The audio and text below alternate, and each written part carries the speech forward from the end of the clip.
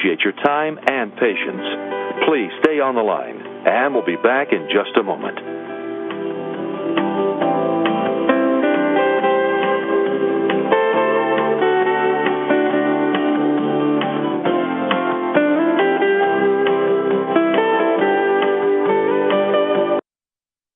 Thanks for holding. We appreciate your time and patience.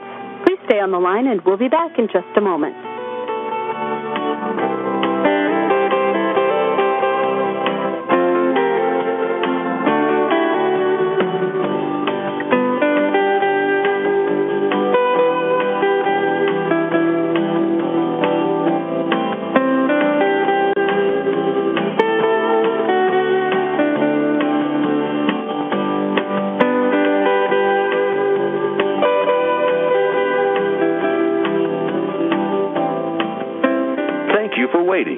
Your patience is appreciated. Please hold the line, and we'll be right back with you.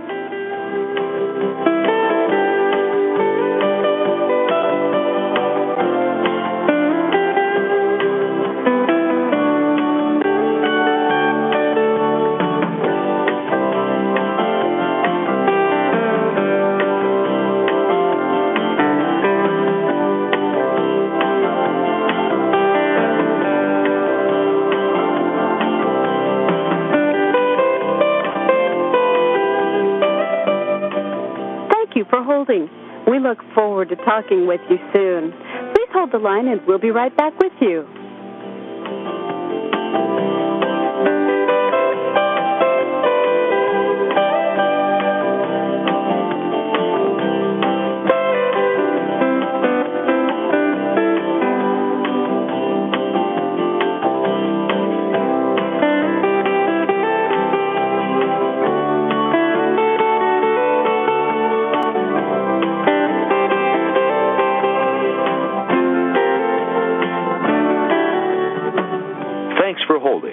We appreciate your time and patience.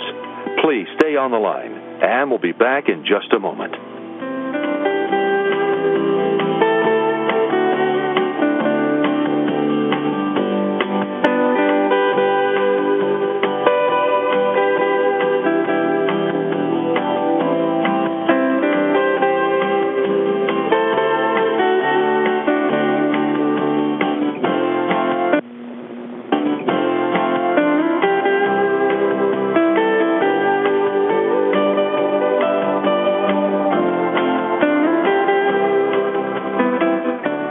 For holding. We sincerely appreciate your patience. Please stay on the line, and we'll be back in a moment.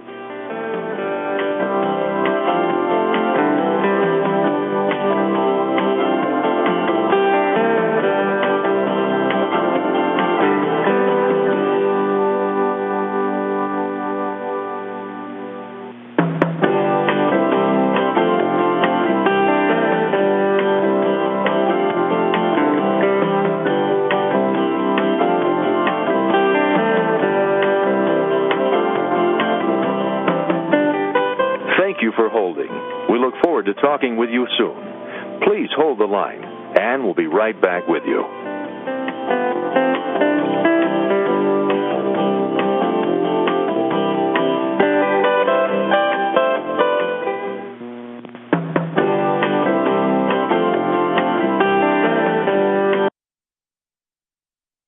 Good morning, ladies and gentlemen. Once again, thank you for holding the line. Your conference call will begin at approximately 9 a.m. Eastern Time. The queue for public comment is now open. If you wish to get into queue for public comment, please press star 1 on your phone at any time. Once again, if you wish to get into queue for public comment, please press star 1 on your phone at any time. Your conference call will begin at approximately 9 a.m. Eastern. Please hold the line. And we'll be right back with you.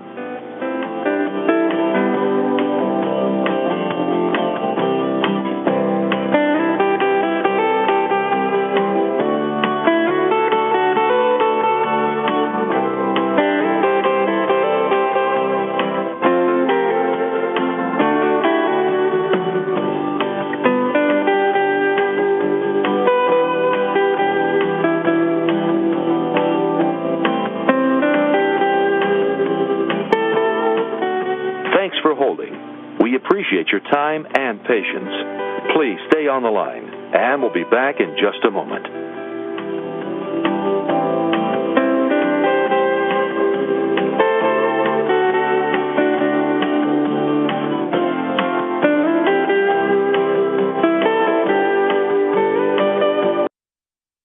Thanks for holding. We appreciate your time and patience.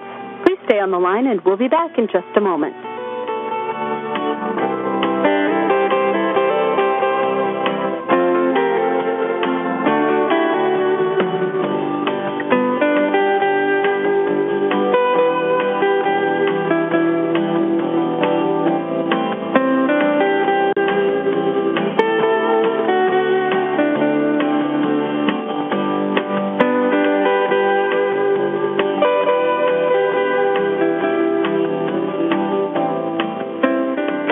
Waiting. Your patience is appreciated. Please hold the line, and we'll be right back with you.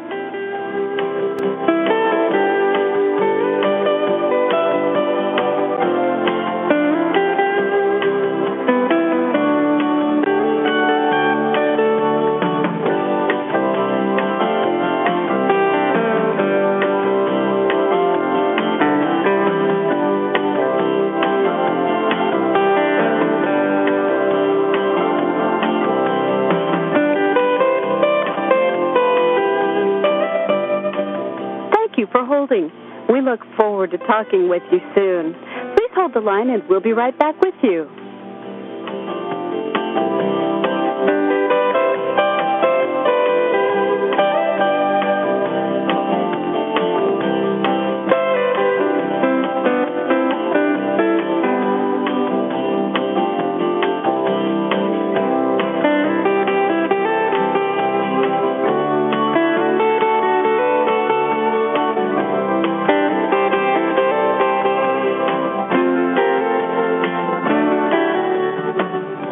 For holding. We appreciate your time and patience. Please stay on the line, and we'll be back in just a moment.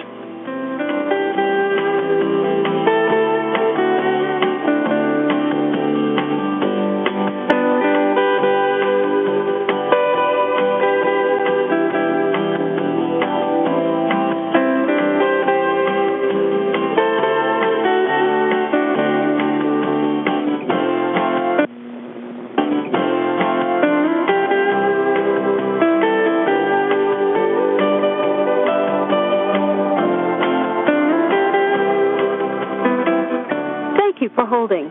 We sincerely appreciate your patience. Please stay on the line, and we'll be back in a moment.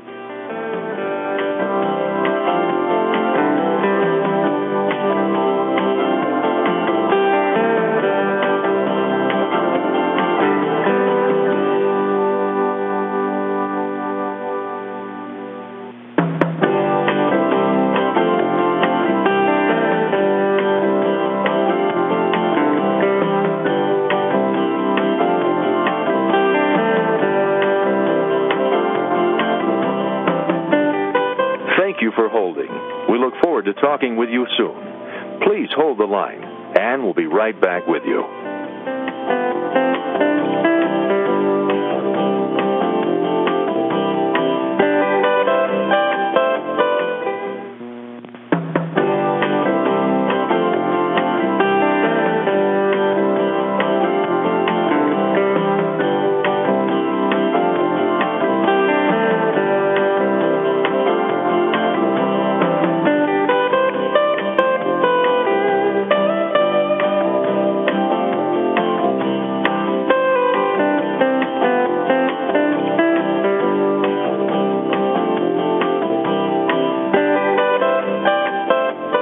For holding.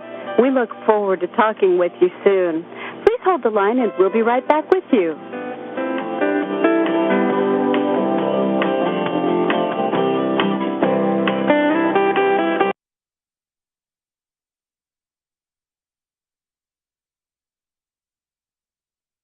And the floor is yours. You have been connected with the public session. Please feel free to begin.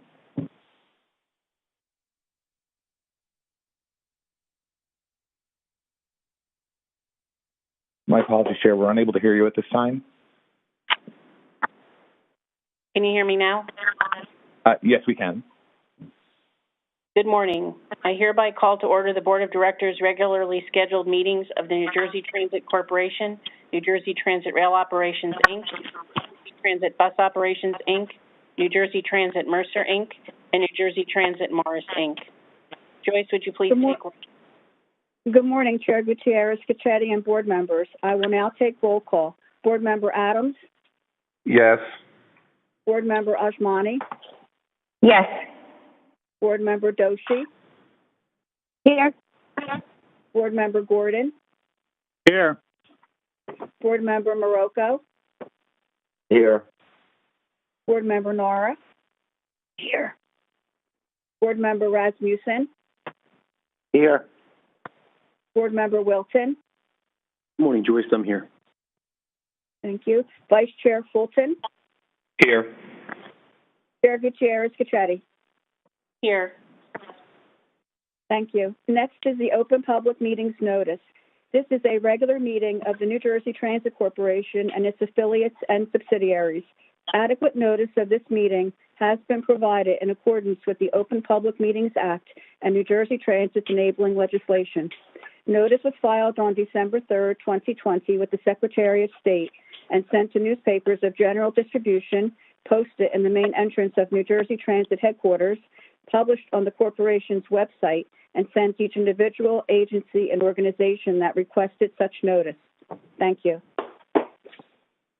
May I have a motion and a second to approve the minutes of the November 12th, 2020 board meeting? Motion to approve. Board Member Nara. Second, Wilton.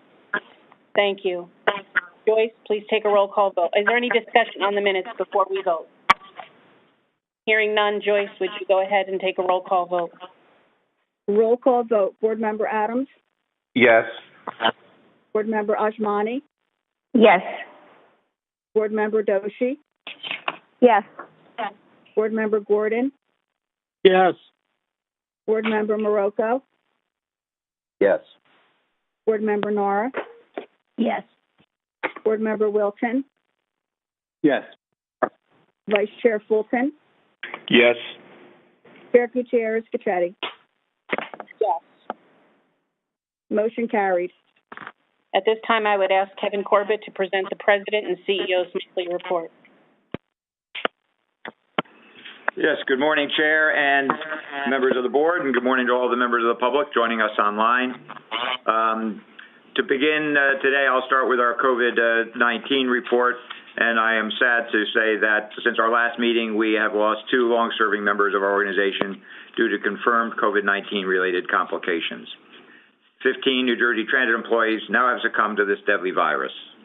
James Motion, beloved New Jersey Transit bus operator, serving with distinction in our Oradell garage for 23 years, passed away. He worked New York lines of service out of Bergen County and was a staple of the 168 line out of Paramus. Michael Painter also recently passed away due to COVID-19 related complications. Michael was a mechanic in our Newton Avenue garage. He worked at New Jersey Transit for 20 years and was deeply committed to his job. Our deepest condolences go out to the families, friends, and coworkers of both James and Michael. I'd now like to ask for a moment of silence in their honor.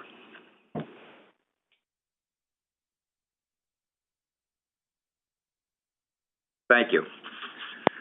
We have also once again this month seen an uptick in positive COVID-19 cases among our employees, tracking with an increase in cases both regionally and nationally.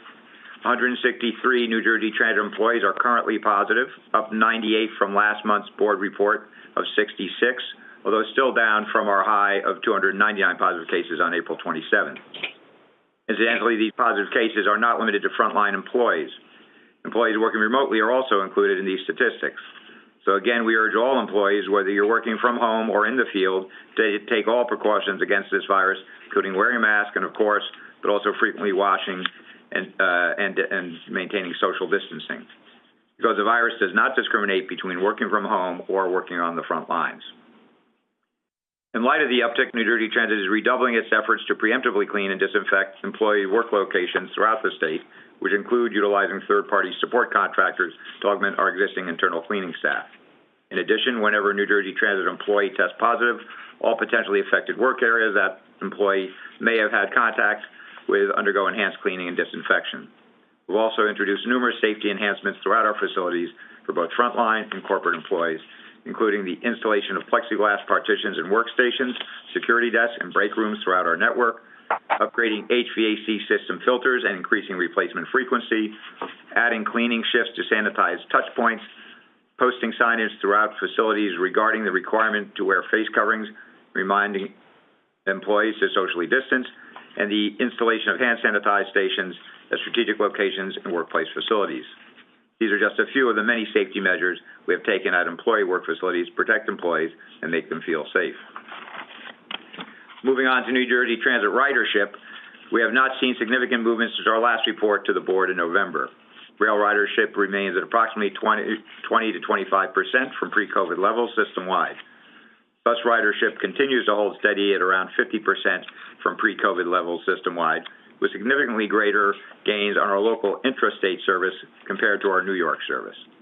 Light rail ridership remains at approximately 55% of pre-COVID levels system-wide, with our highest ridership on the River Line at approximately 70% of pre-COVID levels.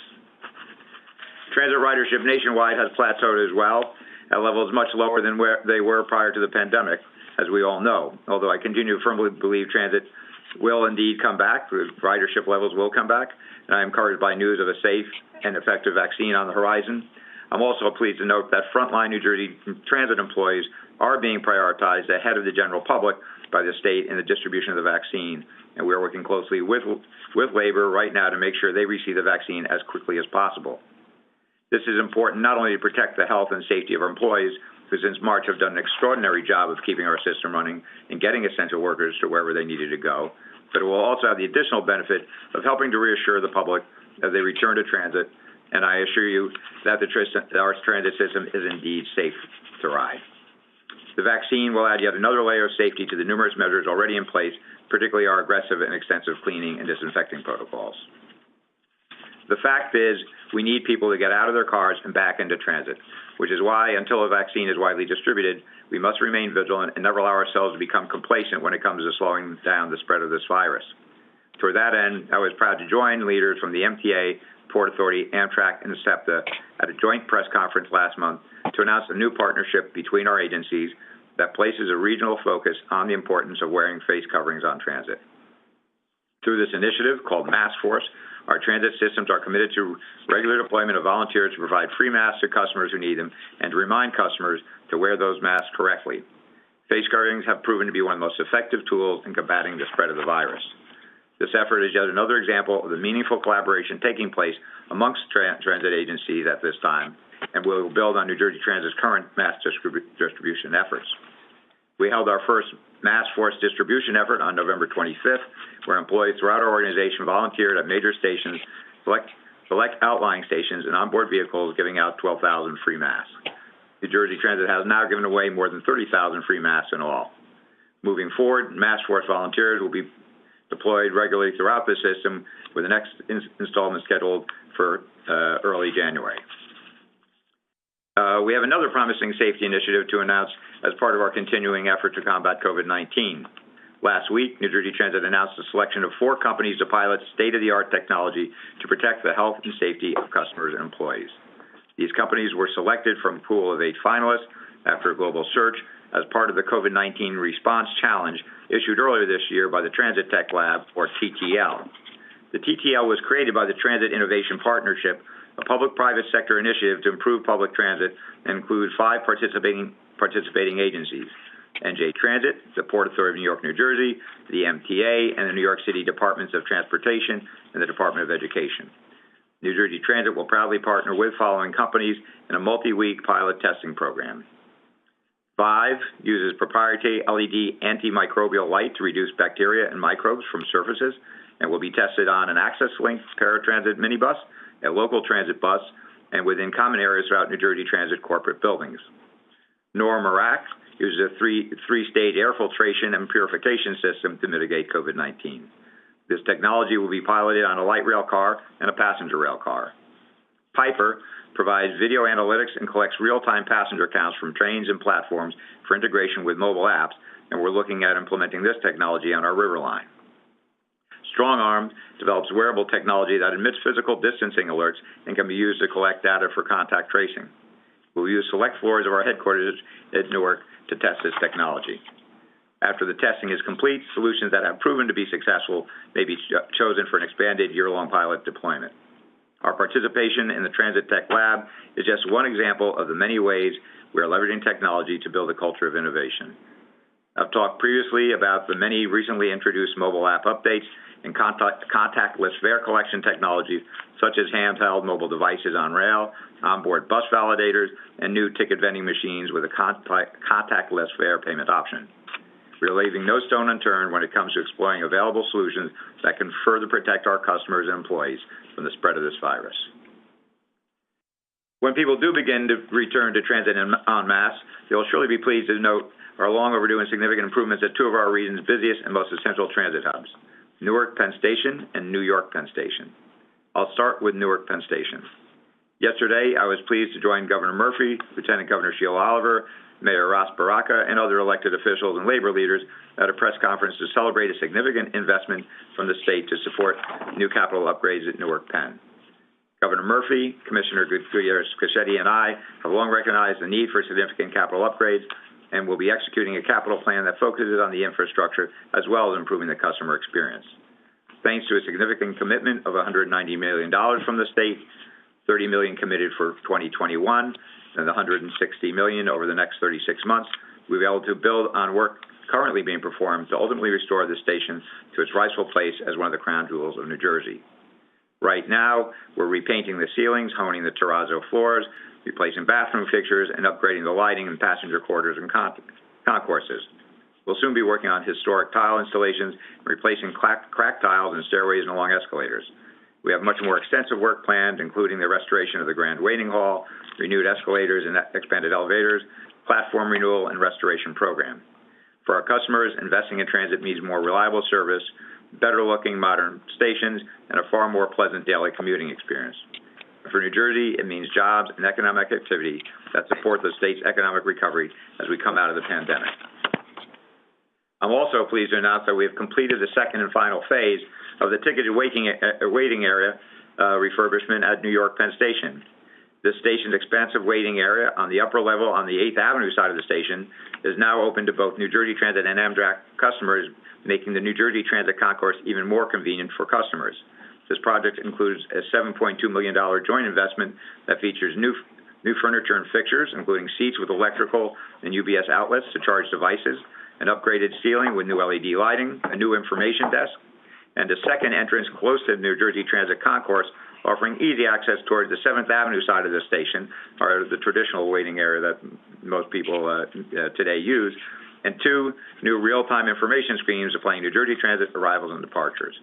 Must have myself, it has been a pleasure to have been going to the station to see these improvements, and I must say they really do look fantastic. And there is ample signage, and we're working with Amtrak to further get New Jersey Transit commuters and riders used to using the 8th Avenue side of the station.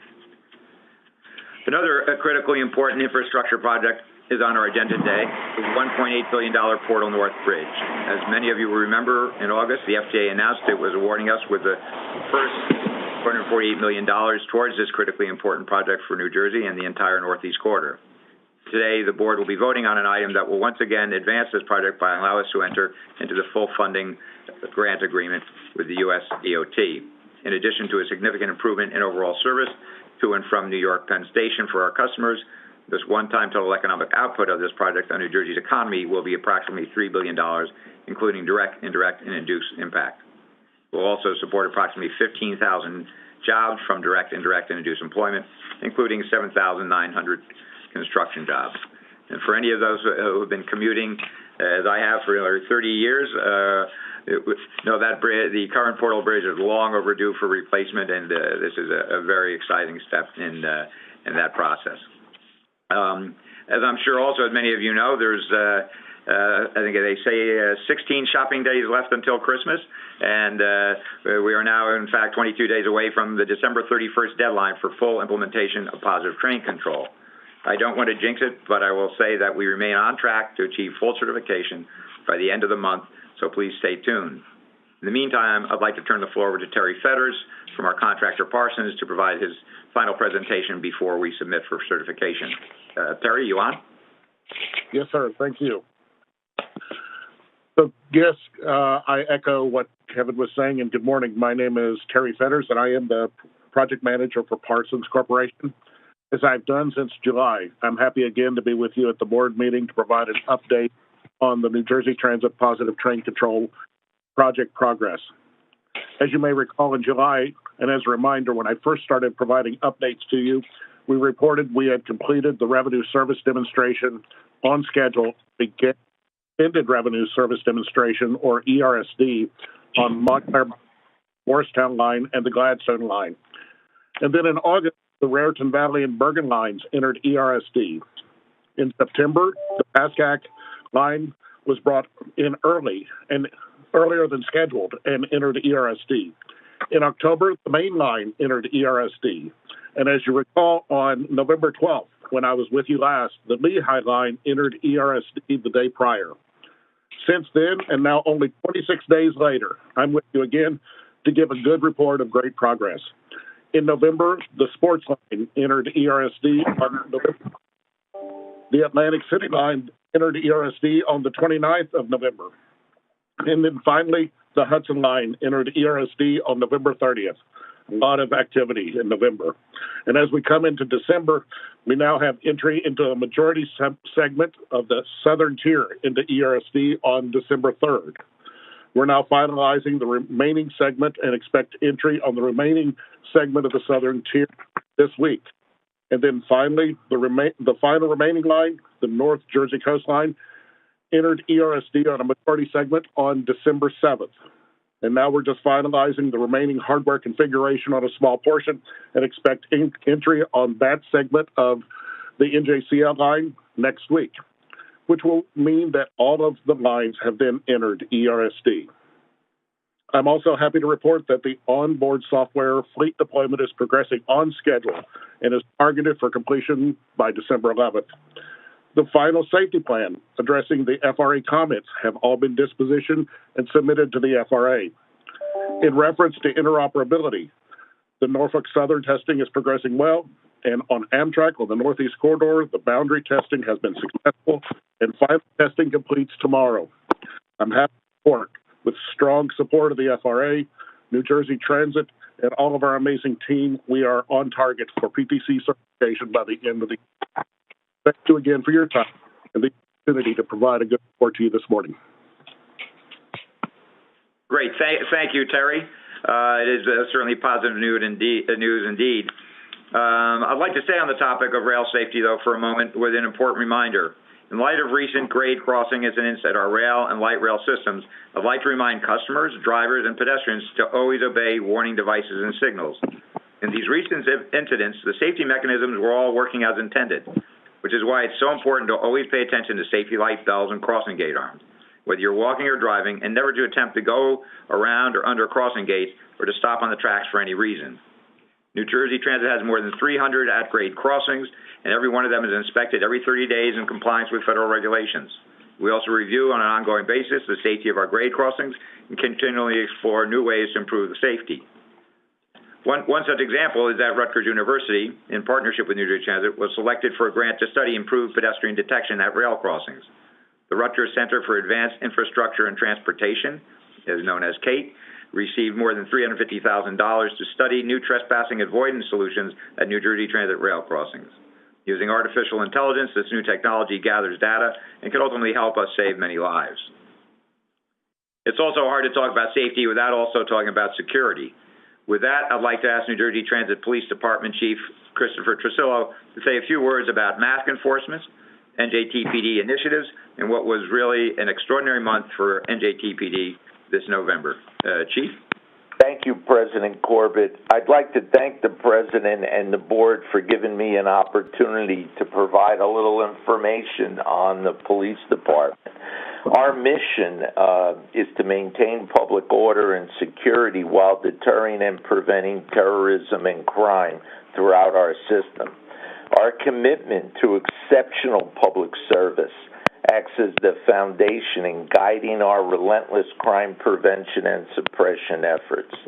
This vision exemplifies our pursuit of excellence in setting the standard in transit policing throughout the country. Our core values are honor, commitment, integrity, and courage. I will brief on several incidents which will bear out these values, but before I do, I'd like to discuss a number of items related to the present COVID-19 situation. Our Office of Emergency Management here at New Jersey Transit is part of the police department, and over the years, more than 1,000 New Jersey Transit employees have received a very advanced level of incident command training sponsored by our Office of Emergency Management. That training, once again, is paying off as New Jersey Transit has been operating under the incident command system since the first COVID case in New Jersey was identified back in March. Employees from across our agency are part of our command structure. They're assigned to different task forces and operating branches to deal with all issues related to the pandemic. OEM coordinates and facilitates a number of weekly meetings that deal with things like objectives and tactics, planning and policy, as well as restoration. Recently, for instance, a vaccine task force was formed, which is led by our in-house medical professionals, supported by the Office of Emergency Management, to develop a New Jersey Transit vaccine distribution plan. So the agency is prepared to deploy the vaccine to employees once we receive it. On the issue of masks on public transportation has become a major concern. And as a reminder, it's required under our governor's executive order. The police department has been engaged in an education and compliance campaign since the executive order was put in place. We review complaints that we receive through customer service about mask compliance. We also solicit input from our bus and rail divisions as to the problems they're seeing related to noncompliance with the executive order, and we deploy our officers accordingly. During the month of November, for instance, the police department conducted 494 mask details, where we were on buses, we rode on trains and light rail equipment, we were in stations and bus terminals. We also conducted 84 compliance checks on food establishments that operate at New Jersey Transit facilities to make sure indoor dining did not exceed the 25% seating requirement. During the month of November, we received 42 calls for service related to mask issues. Our goal in all cases is to educate our riders and to get compliance. And to that end, our officers carry spare masks to offer riders to diffuse situations to get compliance. Despite these efforts, however, we had to issue 3 summonses during the month of November. I recognize that people feel differently about masks and their usefulness. However, I would ask everyone to keep in mind that for many people, public transportation is not optional. It is an absolute necessity for them to get to essential jobs that benefit all of us and to support their own families. Our modes also get people to doctor's appointments, to food stores, to family, to friends, and many of these people are concerned for their health and well-being. If you don't want to wear a mask for yourself, I ask that you wear it to give your fellow riders the peace of mind they need.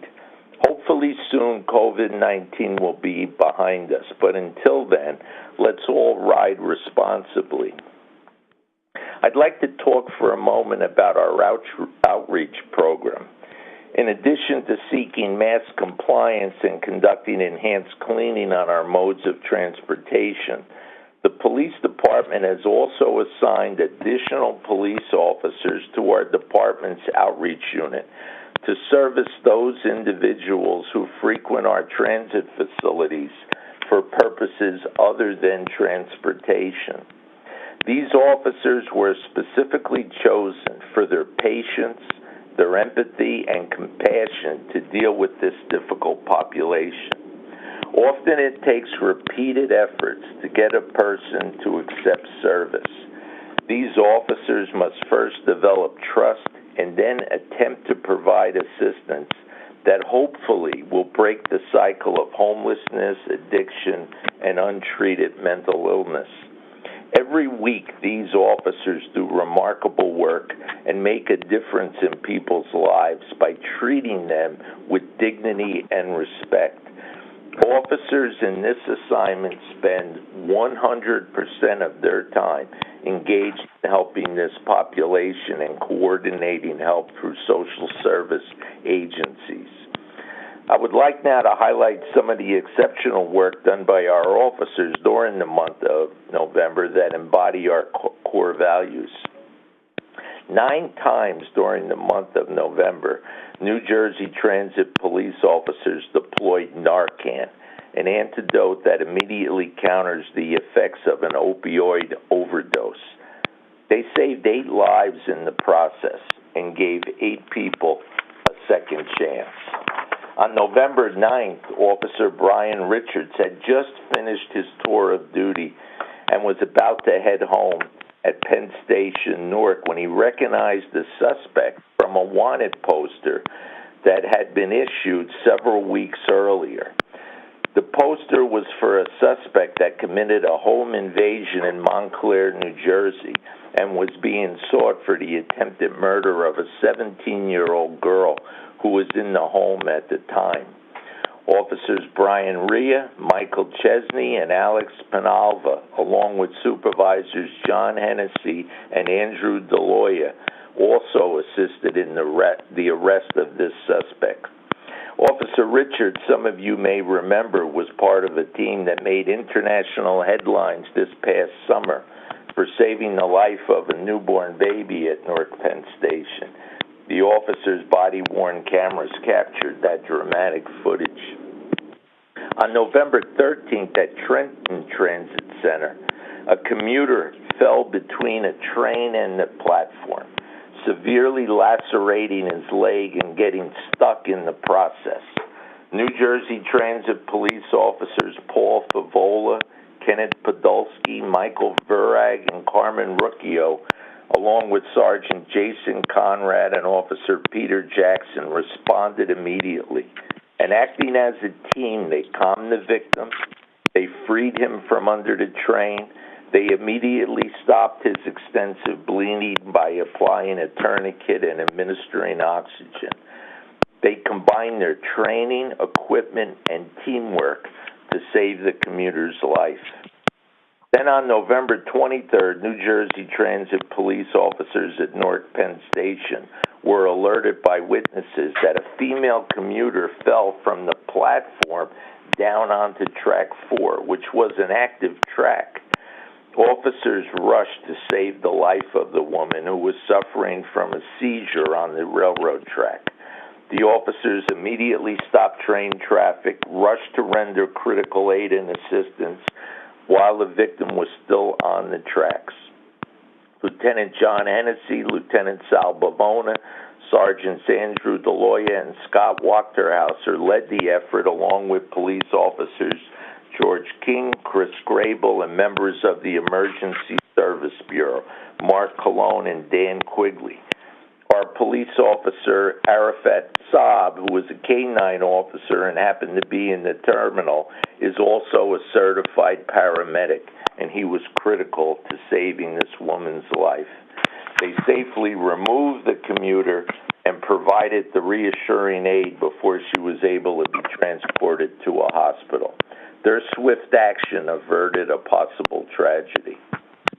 Finally, I would like to take a moment to mention the difficult work that frontline New Jersey Transit employees perform every day. Police officers, by virtue of the work we're engaged in, we get into physical confrontation. But we're trained for it, we're equipped for it, we expect it, and as appalling and dangerous as these situations are, we expect them. But bus operators and conductors should not have to worry about being assaulted, spit on, or abused for doing their job and providing a critical service to the people who use New Jersey Transit. I want the board and the public to know that the police department will go to all lengths to pursue and arrest those who assault our frontline employees. If anyone has a complaint against an employee, there is a mechanism here at New Jersey Transit to make a complaint, have it investigated. But physical violence on a mode of transportation is never the answer and will not be tolerated. New Jersey Transit is the only transit agency in the nation that has a dedicated employee advocate who will act on behalf of our employees if they are assaulted during the performance of their duties. The employee advocate will petition the court hearing the case for the highest possible penalty if the assailant is convicted. Finally, I want to remind everyone riding New Jersey Transit that behavior matters, and it is incumbent on all of us to act in a civil manner and treat each other with respect and dignity. Commissioner and members of the board, thank you for the opportunity to brief you today. Great, and thank you, Chief. Finally today, just a quick note to let you all know that our completely redesigned New Jersey Transit board webpage is now live. The new page makes it easier to submit feedback to the board. Prominently displayed submit board feedback buttons throughout the page. The navigation and structure of information has also been significantly improved and streamlined for the public. Monthly board meetings are now separated from committee meetings, making it easier to access meeting information and to submit public comments in lieu of speaking at the meetings. I encourage you all to check out the new look by visiting njtransit.com/board. With that, Chair, I conclude my remarks and turn the floor back to you. Thank you, Kevin. At this time, we will begin the public comment process. Operator, we would like you to open the floor for public comments.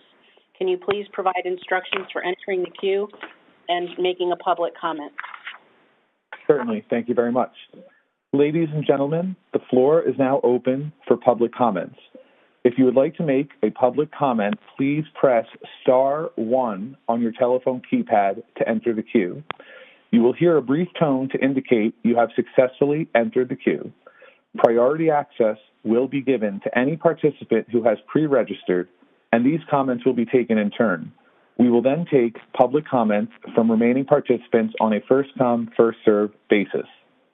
Each person will have 3 minutes for their public comment. A warning will be provided with 1 minute remaining and again with 15 seconds remaining. Once again, please press *1 on your telephone keypad now to enter the queue to make a public comment. There are currently 17 speakers in queue. And the first public comment is coming from Sally Jane Gellert. Sally, your line is live and your time will begin now. Hi, this is Sally Jane Gellert, the Communications Director for the Lackawanna Coalition. For at least 3 months now, I've been asking for a seat inside our stations, open station benches and restrooms, so that all rail riders may comfortably await their trains. We'll not be able to bother with you next month, because you will not be meeting, so we implore you to fix this now. You need to attract riders, not push them onto crowded highways. Portal North Bridge do not approve that project. It will do nothing for 99.97% of riders who cross it on New Jersey Transit trains, including 100% of rush hour customers. It's locked closed in the 10 peak hours every weekday and opens an average of only once a month off-peak for a boat to pass. New Jersey is voluntarily paying New York's $408 million share of local costs in violation of the Bi-State Gateway Development Commission Act. New Jersey will have to borrow an extra $408 million in New Jersey Economic Development Authority bonds to pay New York's share, and the exorbitant $1.8 billion cost can be cut by over three-quarters by following New Jersey Transit's plan to build Portal North's twin, Portal Bridge South, as a low-level movable bridge, with the opportunity to spend the saved dollars on another capital project that improves the daily lives of riders. We note with interest what's happening in the San Francisco Bay Area. Schedulers are taking note of changing travel patterns and riders' financial struggles. Quote, expanding midday service to 2 trains per hour and increasing weekend service frequency to hourly trips responds to the travel needs of low-income riders and essential workers, and suspending certain fare increases over the next year, unquote. Sadly, one station will be closed, which we cannot approve, but we like the efforts to adjust schedules to accommodate new travel patterns. We're glad to see consideration of essential workers, too often excluded from needed resources. We'd like to see New Jersey Transit likewise expanding midday and weekend schedules to enable more New Jerseyans to reduce their driving in favor of rail and bus riding. This is the pattern that our chairperson, David Peter Allen, has been seeing. Reverse commuting and midday weekend trains are the busiest. More consistent and frequent service is critical for those relying on public transit and those who want to rely on public transit. Environmental advocates have been heard, and you'll hear more of them today about the New Jersey Transit Grid. But the RFQ, the request for qualification, shows a strong bias toward a gas-fired power plant, as described by our Don't Gas the Meadowlands colleagues. We're disturbed by what seems to be greenwashing. As I said last month, 15 seconds remaining. We're disturbed by this phrase, ensuring all federal dollar secures are expended. We are federal taxpayers, too, and as grateful as we are for the federal funds, we expect all government agencies, including New Jersey Transit, to be fiscally responsible no matter the source of income. To focus on ensuring that every dollar is spent rather than getting on the cleanest project at the best price closes out the possibility of actually using FTA dollars for transit needs. Let's build a 100% renewable project with backup from storage in the grid and use any remaining resiliency dollars for actual transit. Thank you very much.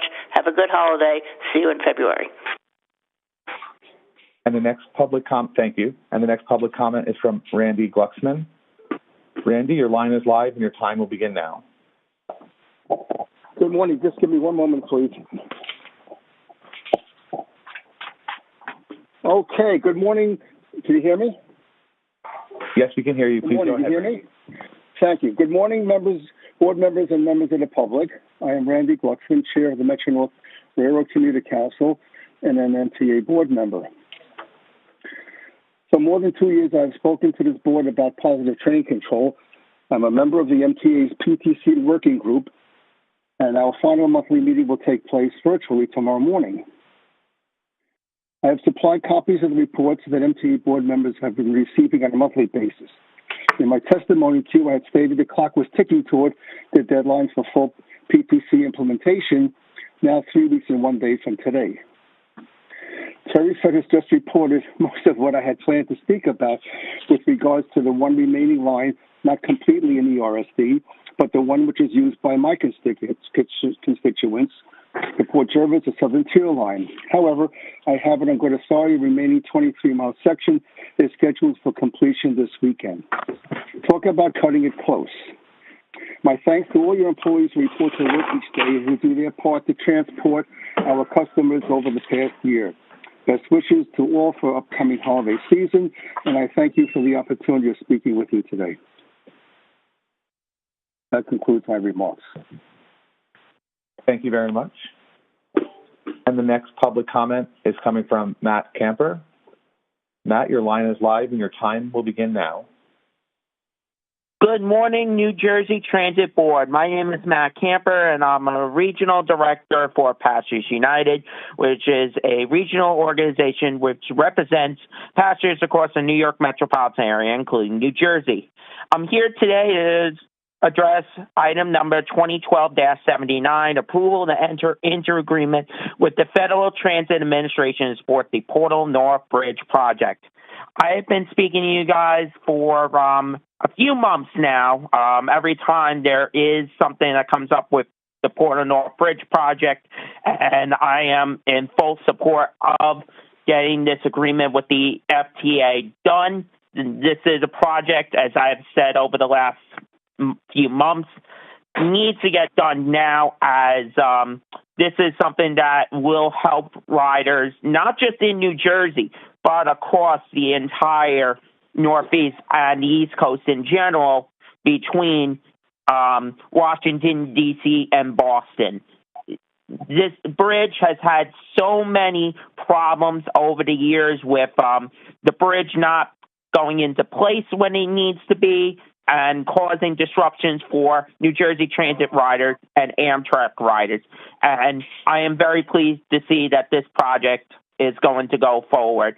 And most importantly, on the topic of Gateway, I hope that you guys will continue to work with the governor, Phil Murphy, and the administration, including the administration going out, President Donald Trump, and the incoming administration of President Joe Biden, to make sure that the Gateway Tunnel project is funded and that construction can get underway on the Gateway Tunnel, as we need a new tunnel under the Hudson River now.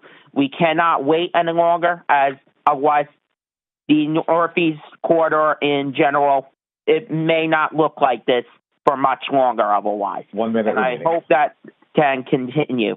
And I am very pleased to hear regarding positive train control that you guys are hopefully going to have that done by December 31st, in just a few weeks from now. So anyway, and also one more thing I'll mention.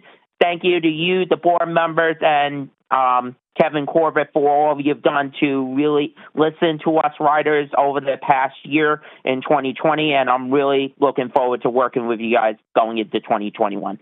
Thank you so much. Thank you very much. And the next public comment is coming from Andy Pollock. Andy, your line is live, and your time will begin now. Good morning, President Corbett and Chairwoman Gutierrez. I didn't expect to speak again until the new year, but there are matters that need to be addressed. So, first of all, I was very pleased to hear from Governor Murphy that Newark Penn Station is getting $160 million in upgrades, according to NJ.com. And I will mention that I was watching Channel 7 last night in New York, and they'd mentioned that they're going to restore a couple of the Penn Station benches at Newark. I'm very pleased to see that Newark's getting the TLC that it needs, because sooner or later you're going to have events back at the Prudential Center, and you want to have a good first impression for people coming to Newark Penn, of course. Second of all, I have to bring up the fact that, yet again, we had another grade crossing incident, this time in Hackensack, at a different location, and it happened at Clinton Place back on November 18th. So it's time to look into grade crossing removals, because the MTA with the Long Island Railroad is already starting to do that with its third track project. So that should be looked into. Also, I want to bring up the fact that a little bit of chaos on Thanksgiving with the North Jersey coastline. I don't know why it took almost a week to restore service. So in the future, that needs to be changed, because I don't know why that took a while to restore the NJCL, of course. As far as PTC is concerned, I'm very glad to see that it's moving along very well. Hopefully, the December 31st deadline. 1 minute remaining.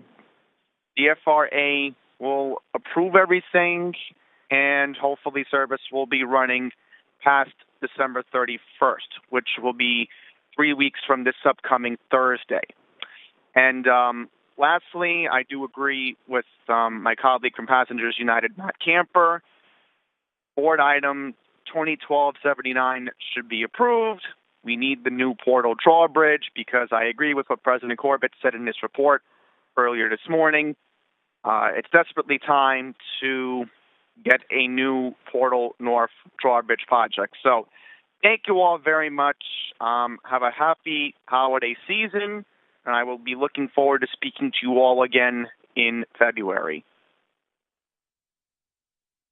Thank you very much. And as a reminder, ladies and gentlemen, anybody who plans to join the public comment queue this morning should press star 1 on their telephone keypad now, and you will hear a brief tone to indicate you have entered the queue. Once again, that'll be star 1 to enter the public comment queue. And the next public comment is coming from Tim Sevener. Tim, your line is live and your time will begin now.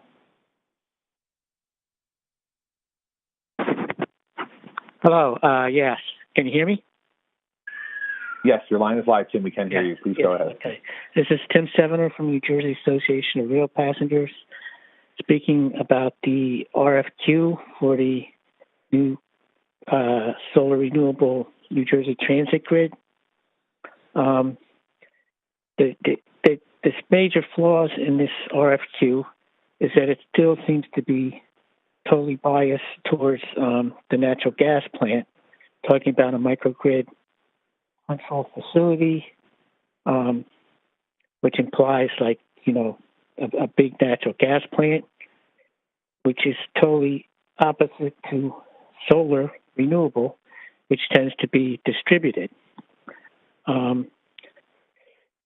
So one of the key things to actually have solar renewable is I think that bidders should be provided with the survey that we did of, first off, New Jersey transit properties, such as Newark Penn Station, Secaucus, New Brunswick, with solar renewables.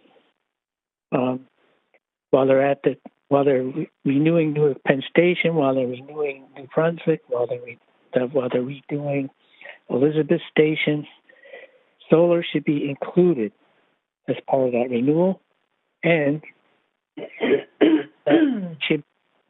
that should be part of the connected to the New Jersey transit grid.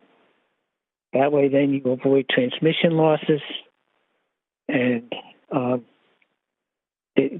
that's the way. It's actually more resilient because instead of one single natural gas plant prone to failure, you have distributed solar renewable energy, and that's one of the major advantages to solar. 1 minute remaining.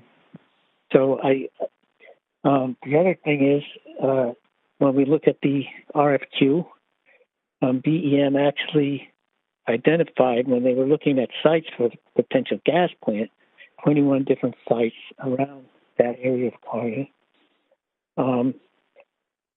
And although they were ruled out for natural gas, which has much more stringent requirements for a big gas plant, those sites should be provided to potential solar renewable bidders, and New Jersey Transit to support lease agreements to put solar on those sites, which would be close to the Kearney proposed Copper's Cove site.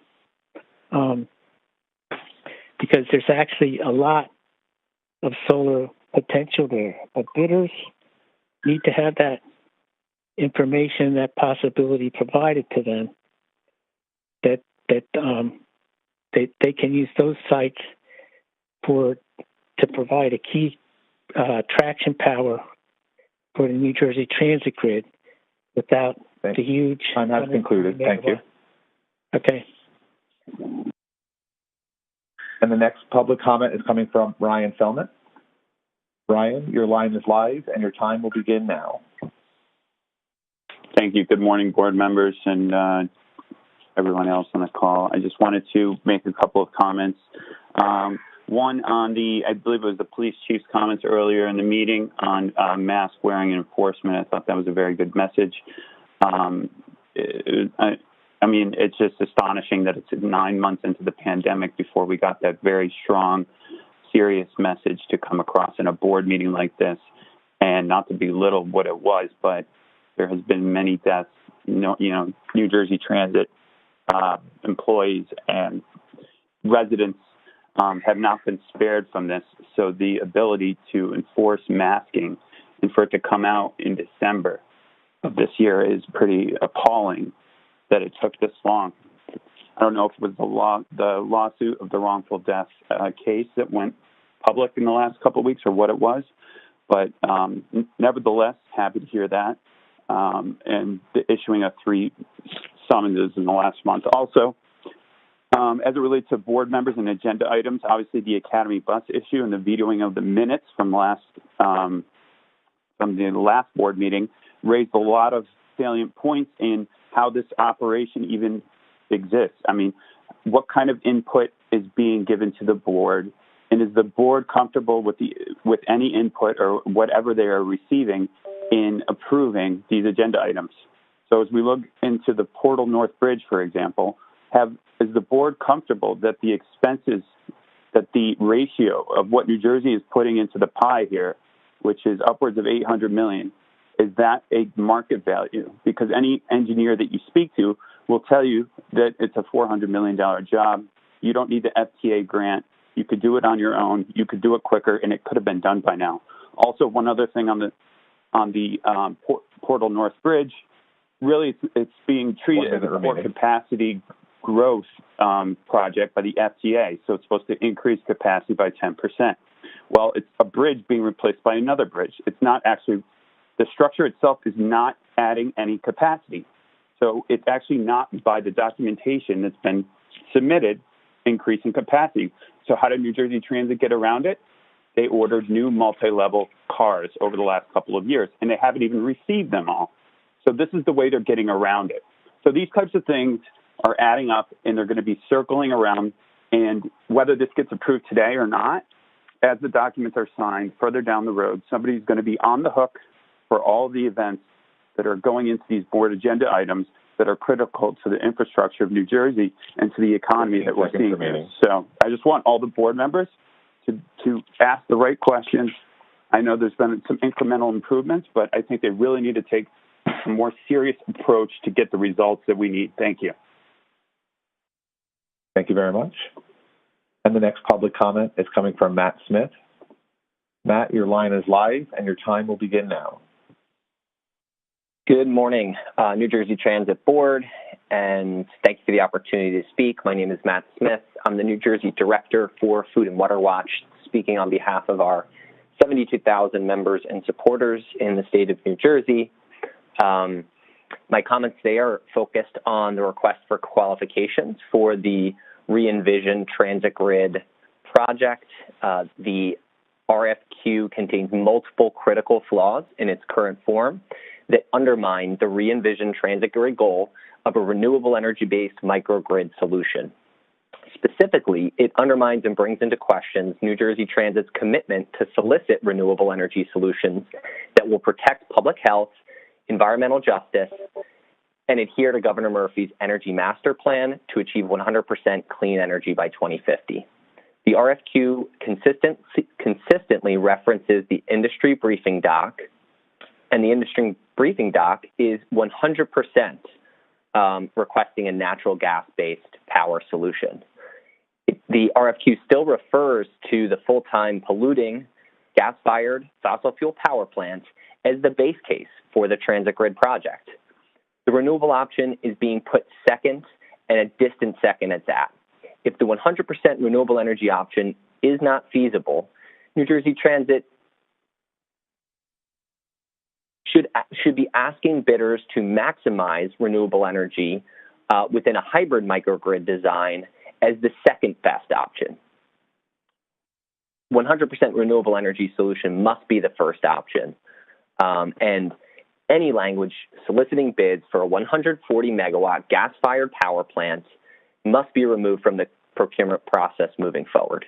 We're already hearing feedback from multiple renewable energy companies based in New Jersey who we've discussed the project with that they are feeling discouraged from bidding for this project due to the parameters set in the RFQ. 1 minute remaining. Requirement for a 140 megawatt, for experience developing a 140 megawatt renewable energy project will exclude all renewable energy companies based in New Jersey from competing on the project because the largest project built in New Jersey to date is 28 megawatts. New Jersey must extend the RFQ process. Natural gas companies have had over a year to form partnerships and teams, but renewable companies have less than 2 months to put together their teams to bid. We must level the playing field. For solar siting, Transit must go back and look at previous studies and share the properties they excluded for a gas plant that would be very viable options for solar development and share those with bidders. Overall, this RFQ is not a serious effort to achieve the re-envisioned goals of a 100% clean energy solution.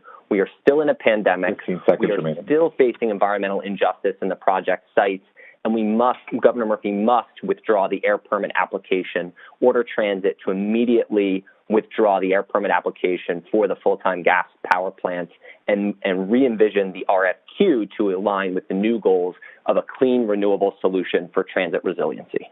Thank you. Thank you very much. And the next public comment is coming from Samantha DeFalco. Samantha, your line is live and your time will begin now. Hello and good morning. My name is Samantha DeFalco. I'm an organizer with Food and Water Action, also speaking today on behalf of our 72,000 members and supporters in New Jersey and the Don't Gas the Meadowlands Coalition about some of our ongoing concerns related to the Transit Grid project. I'd like to once again express our appreciation to New Jersey Transit for your commitment to an ongoing dialogue with our coalition. We are looking forward to our meeting this month where we plan to address some of these concerns that we are raising today in greater detail. First, we'd like to ask that the Title V air permit for the now defunct frac gas power plant be withdrawn as soon as possible. This is essential as a show of good faith and a commitment to truly redesign the project based in renewable energy technologies. We plan to continue to follow up on this to ensure that the threat of a 140 megawatt gas plant in an environmental justice community is completely off the table. The best way to build trust right now with us and with the public is to withdraw the air permit. We also have a number of very serious concerns related to the project RFQ that was recently released. Yesterday afternoon, our coalition sent a letter to New Jersey Transit outlining these concerns in greater detail, and we expect that New Jersey Transit staff and the Transit Board will take these concerns seriously and work to remedy them as soon as possible. The RFQ does not provide a realistic approach to receiving satisfactory, let alone the best industry response to meet its objectives, and brings into question New Jersey Transit's credibility in soliciting renewable energy solutions, as well as the integrity of this procurement process. A few of these concerns I'd like to highlight is that the RFQ demonstrates a strong preference for a centralized gas solution, making it appear that renewable energy developers are wasting their efforts. The RFQ industry briefing document refers only to gas-based solutions, and the drawings in the document demonstrate only gas-based facilities. The final scoping document, which is the one from 2016 and has not been revised to reflect New Jersey Transit change requirements for renewable energy-based solutions, still states that renewable energy-based solutions will not be considered because they are infeasible. The industry briefing document clearly anticipates centralized facility, which does not make sense with a solar-based solution, which can take advantage of its modularity to locate panels near points of entry to the microgrid power network to reduce transmission losses and also to improve resiliency through the distribution of power sources. This is another issue with the RFQ is that it fails to address these issues for acquiring property for sitting of solar panels, and this is a key hurdle for renewable energy bidders, which is not important to gas bidders. 15 seconds remaining. The RFQ also unnecessarily requires bidders to build on either type of solution, renewables or gas, and then excludes bidders with only renewable energy expertise and appears to give preference to gas developers. We really would like you to allow bids based on both technologies independently and then you could evaluate the renewable energy bids based first on as the preferred solution, and then only turn to gas bids if none of the renewable energy bids are acceptable. So we have many more concerns. Time has concluded. And the next public comment is coming from Holly Cox. Holly, your line is live. Hi, my name is Holly Cox. I'm a New Jersey resident, and I believe we are already in a climate emergency. It is against the background of skyrocketing global emissions, millions of tons of Arctic ice melting, millions of acres of wildfires burning, stronger and more frequent superstorms like Sandy, flooding, biodiversity loss on a massive scale in the recent months and years, being the hottest on record, that I come to speak to you about the urgency of moving New Jersey toward a fossil-free future, and that I come to question New Jersey Transit's commitment to redesigning the transit grid based on renewable energy technologies. Just like all of you are worried about people who deny science by refusing to wear masks on your trains and endanger others, you should also be worried about people who deny climate science and continue us on a path of dirty fossil fuels which endanger us all. I was relieved when New Jersey Transit announced it was scrapping the dirty frac gas power plant in favor of renewable energy. However, I now believe you are backtracking. There are many issues with the RFQ that are likely to prevent renewable energy developers from applying and seriously prejudice the process against them. We need these issues addressed to ensure the RFQ will allow for a wide pool of renewable energy engineers that specialize in solar, wind, and or tidal energies and battery storage to apply. The RFQ refers only to gas-based solutions, and the drawings demonstrate only gas-based facilities. The final scoping document is dated May 2016 and has not been revised to reflect New Jersey Transit's change requirements for a renewable energy-based solution. In fact, it still states that renewable energy-based solutions will not be considered because they are infeasible. This is sloppy work. Why hasn't this been revised? Further, the RFQ requires bidders to be able to build either a gas plant or provide renewable energy, thus excluding bidders with only renewable energy expertise. Really? Whoever drafted this put no thought into it. This requirement is unnecessary, unfair, and skewed to favor gas producers. This must be changed. Come on, New Jersey Transit Board. The planet is on the brink of irreversible tipping points. Governor Murphy has stated a goal of 100% clean energy by 2050 and has directed state agencies, that's you, to develop statewide clean energy plans and shift away from dirty energy production that contributes to climate change. Governor Murphy said, quote, New Jersey faces an imminent threat from climate change, from rising seas that threaten our coastline to high asthma rates in some of our most vulnerable communities due to fossil fuel pollution. Successfully implementing the strategies outlined in the Energy Master Plan will drastically reduce New Jersey's demand for fossil fuels, reduce our carbon emissions, greatly improve local air quality, and related health impacts. It is your job, New Jersey Transit Board, to follow Governor Murphy's directive and move away from dirty fossil fuels. Please think of your legacy, be bold, and take action to move us to a cleaner and more sustainable world. Thank you. Thank you very much. And the next public comment is coming from Jeff Tittle. Jeff, your line is live. You may begin. Thank you. And I just want to say that, we thought we had such a wonderful victory just a few, short weeks ago when New Jersey Transit decided to go down the path of looking at this hybrid microgrid and looking at solar and battery backup and other potential parts of this. And, we feel that, quite frankly, that the RFQ is full of hot air, that as long as it favors natural gas, not as a peaker plant as part of a backup system, but as the main source of power, then that celebration, or whatever we want to call it, is really hollow until the RFQ process is fixed so that solar microgrid battery backup, a hybrid system, gets the same level playing field as the natural gas power plant. Then it seems as if this is more green cover than it is a sincere effort to move New Jersey Transit forward to a 100% renewable energy microgrid backup system.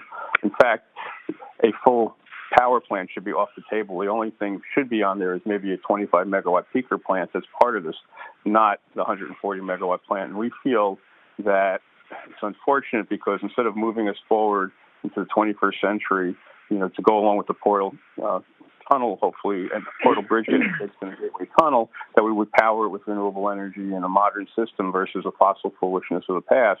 It seems that the New Jersey Transit has put its thumb on the scale towards natural gas and has really undercut the use of renewable energy.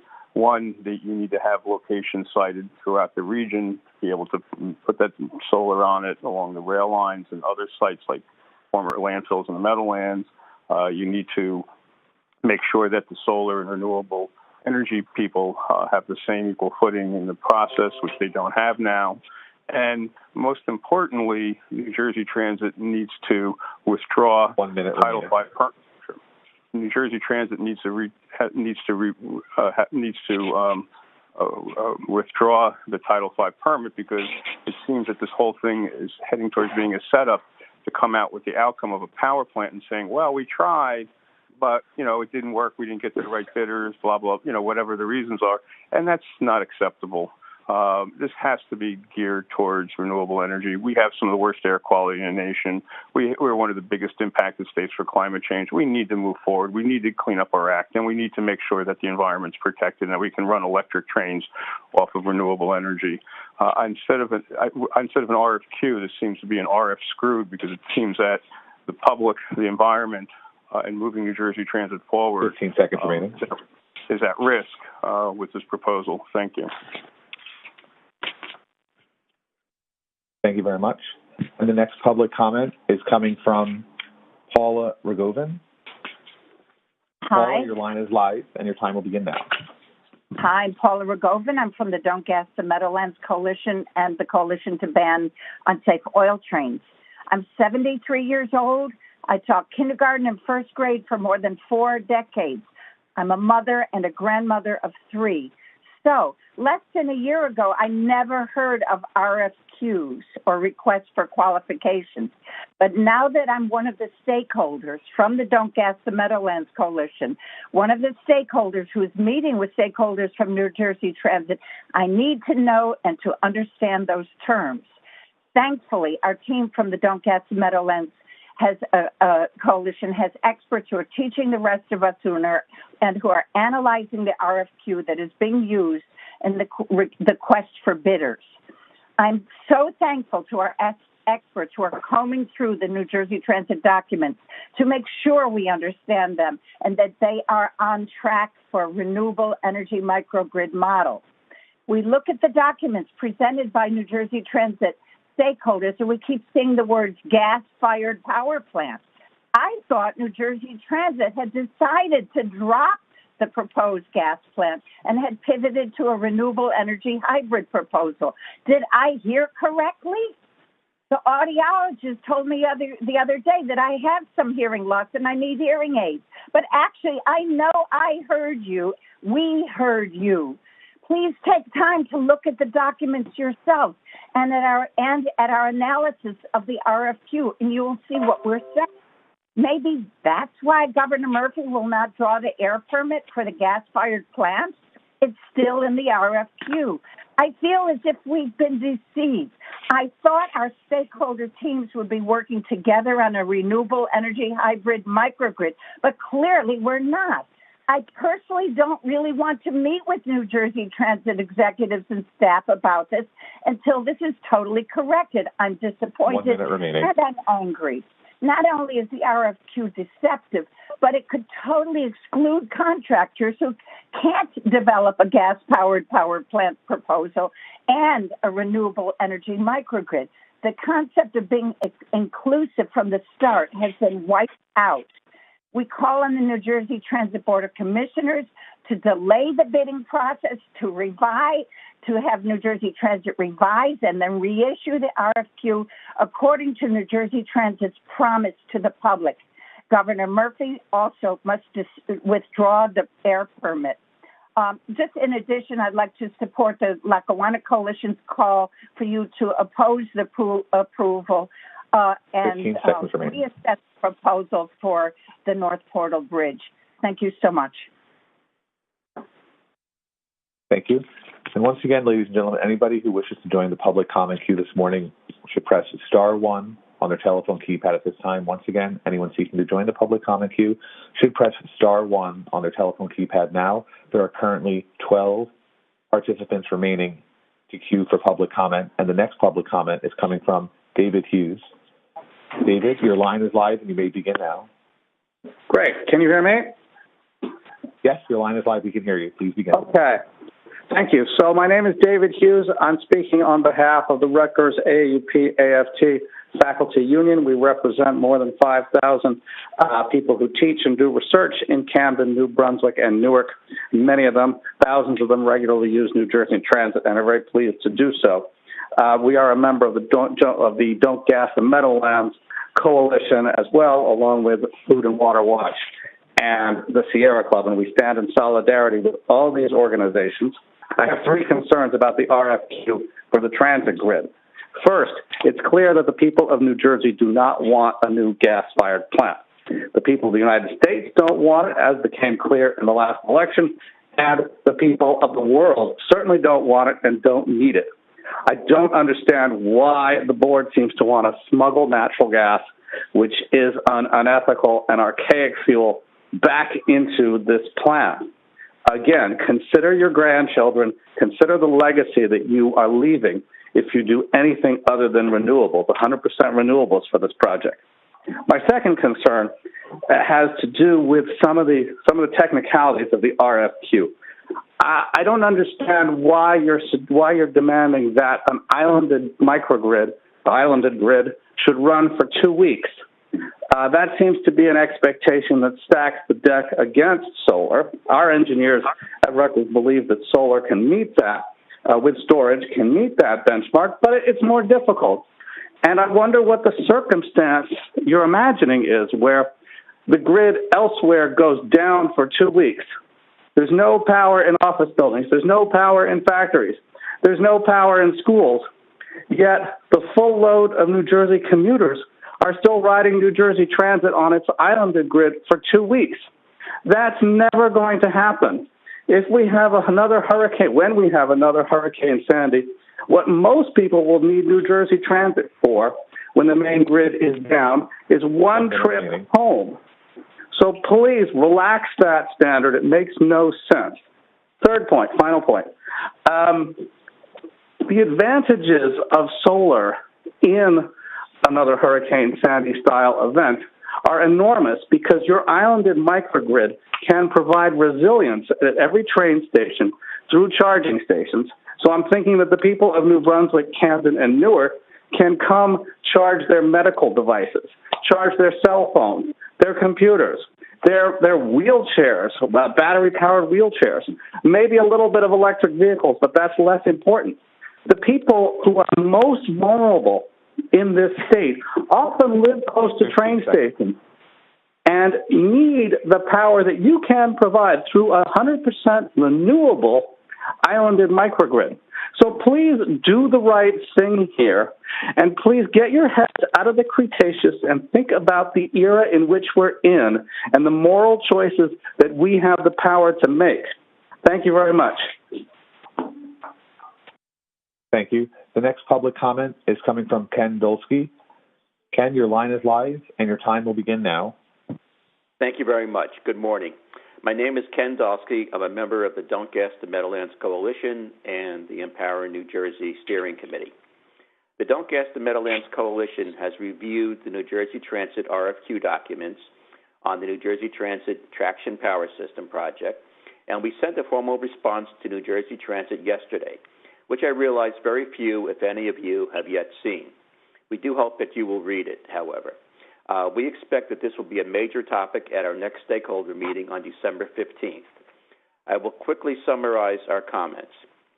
The NJT 1125 Transit Grid RFQ raises important issues that must be resolved before New Jersey Transit can accept responses and create a short list of only 4 bidders for the project. The RFQ does not provide a realistic approach to receiving satisfactory, let alone the best industry responses to meet the new goal of a renewable energy-based microgrid. Specifically, it undermines and brings into question NJT's commitment to soliciting renewable energy solutions, as well as the integrity of NJT's procurement process on this project, which we perceive as prejudiced towards providers of gas plant solutions. We see the following issues. 1, the RFQ clearly demonstrates a strong preference for a centralized gas solution, sending a prejudicial signal to bidders. 2, the RFQ unnecessarily requires bidders be able to build either type of solution, gas or renewable energy, thus excluding bidders with only renewable energy expertise. 3, the RFQ considers the gas-based solution to be primary, indicating this is the desired solution. 4, the RFQ unnecessarily requires experience with a single 140-megawatt renewable energy project, thus excluding many, many well-qualified providers. 5, the RFQ timeline is prejudiced against the formulation of renewable energy bidder teams. It does not provide sufficient time for new bidders to form teams and produce the necessary documentation. 1 minute remaining. The NJT plan does not offer renewable energy-based solution bidders the same opportunity to discuss ideas in a market-sounding forum as it did the gas-based solution bidders in December 2019. 7, the RFQ fails to address issues associated with acquiring property for the siting of solar panels, thus unfairly penalizing renewable energy-based bidders. 8, the conditions of NJT's proposed sale of power to Amtrak are unlikely to be feasible with solar power. And lastly, the RFQ should employ means to ensure more participation by New Jersey-based companies. We are calling on NJT to stop its RFQ process and revise it to address these issues. We look forward to discussing these issues in more depth at our next meeting on December 15th. Thank you. Thank you very much. And the next public comment is coming from Adam Reich. Adam, your line is live, and your time will begin now. Good morning. My name is Adam Reich. I'm a Northeast Corridor rail rider. There are a few points I want to discuss. First, I want to echo Sally Jane Gillard's comments regarding the issue of station waiting rooms being closed. Currently, as I understand it, any unstaffed waiting room remains closed. So if you have a station with a ticket agent, that waiting room is open, although benches may not be available for seating, as well as restrooms. My concern here is that with the colder weather approaching, any vulnerable population traveling on the rails, for example, the elderly or very young, might not have a warm place to wait for a train, which could be a problem, especially if any unexpected delay comes in. Often for these populations, they may not be able to predict when they're going to need a bathroom next. So having that available to them, I think, is hugely important and should be looked at. Looking on social media, there continues to be, I think, some issue with riders seeing rail cars closed. I would also ask that on the frequently asked questions page for COVID-19 on the New Jersey Transit website, that you put up information about the requirements for when rail cars are supposed to be open, how many, depending on the travel period. It's not information that's been posted despite a prior request to do so. And I would also ask you to look at whether it's really worth having any cars closed during the pandemic, just both from a health and safety standpoint, as well as just a public perception that, they want us to pack into this one car and, the crew has two for their own devices. Beyond that, I have a couple of questions, Chair Gutierrez-Cacchetti or President Corbett. If you're able to answer them now, I'd certainly be willing to give some of my time to that. If not, I would ask the board members listening 1 minute remaining. Press for answers to some of these with your comment period after the public comment. First, do we have any update on the hiring process for the new customer advocate and for the customer advisory board that was supposed to be formed under the prior advocate? Can you commit to providing us with an update by the next meeting on February 10th, or tell us when you expect to provide a public update for both? Second, can we get Parsons at the next committee meetings to provide a PTC update, since we have the December 31st deadline, but we don't have a board meeting coming until February 10th, maybe the Operations and Customer Service Committee meeting. Can we get a page for the North Jersey and South Jersey passenger advisory committees up under the board page? And can we get an update on the rollout of ticket scanners on trains? the How Full Is My Ride feature remains spotty, and I know that is integral to that, so if we can get some update on the timeline. Also, the North Jersey coastline derailment, do we have any update on a preliminary cause? If not, when do we expect that? Again, if you can address these questions either now or during the later board member comment period, it would be greatly appreciated. Thank you. Thank you very much. And the next public comment is coming from Joseph Clift. Joseph, your line is live and your time will begin now. Good morning, Ms. Chair and board members. I have one ask of you today. Please vote against action item 2012-79, approval for President Corbett to enter into a full funding grant agreement with the FTA to obtain a $766 million core capacity grant for the Portal North Bridge project. Why? Because it is not in the best interest of New Jersey Transit riders and New Jersey taxpayers to build this overscoped, overpriced, environmentally damaging, and unneeded $1.8 billion extravaganza of a bridge. New Jersey Transit staff has failed to provide you with the facts that prove it is bad for riders and taxpayers and requires lying to the FTA to obtain the grant. Vice Chair Fulton, members Adams, Doshi, Gordon, Morocco, and Nara, how did it feel to have the rug pulled out from under you when the governor vetoed your approval last month of an Academy Express contract because Academy was sued for allegedly billing $15 million for bus trips never provided? How did you feel having been left in the dark? Not very good, I'll bet. Now think how you would feel if you approve a contract 50 times greater than $15 million that is later outed as fraudulent, and you did not know that because you were kept in the dark and fed misleading and false information and denied important facts? Even more not very good, I'll bet. That's exactly the issue you are faced with today in being asked to approve a contract with the FTA that is based on lies. You must have all the facts to make an informed decision, and you do not have them. This is my notice to you that you cannot do your fiduciary duty without these facts. Why did New Jersey Transit staff fail to provide you with Attachment 1 of the FFGA, stated as a significant term of this agreement in Section 5E, page 36 of today's agenda? Is it because they would have had to include in their claims of increased levels of service that NEC train number 3122 and its 1,088 seats are credited to the new bridge when they now finally admit the train is missing from the peak hour schedule solely because of the locomotive engineer shortage? Without this false claim, the project fails to qualify for core capacity grant. I covered this false claim with you last month. Why did they fail to show in their most recent submission to the FTA that New Jersey Coast train number 3224 had already been converted to a multi-level equipped train instead of their predecessor common equipped train? Is it because the 189 seats thereby denied as a credit to the new bridge make false President Corbett's claim in his letter published in the New York Daily News last January that the project increases seats by the legally required margin of 10%, even if the missing train is included? It does not. President Corbett knew or should have known that his claim was false at the time he made it. If you had all the facts and you would not approve action item 2012-79. Please do not approve it today. Thank you for fixing the New Jersey Transit webpage as I requested, and thank you for this opportunity to comment. Good day. Thank you. The next public comment is coming from Jeff Rappaport. Jeff, your line is live, and your time will begin now. Jeff Rappaport, Wayne, New Jersey. I'm speaking today on the RFQ. I did not expect to speak today. I hope not to. But I was so disappointed in seeing what was taking place. There is little doubt in my mind that in a fair evaluation of gas-fired plant versus renewable energy would win hands down. We've given many examples of that.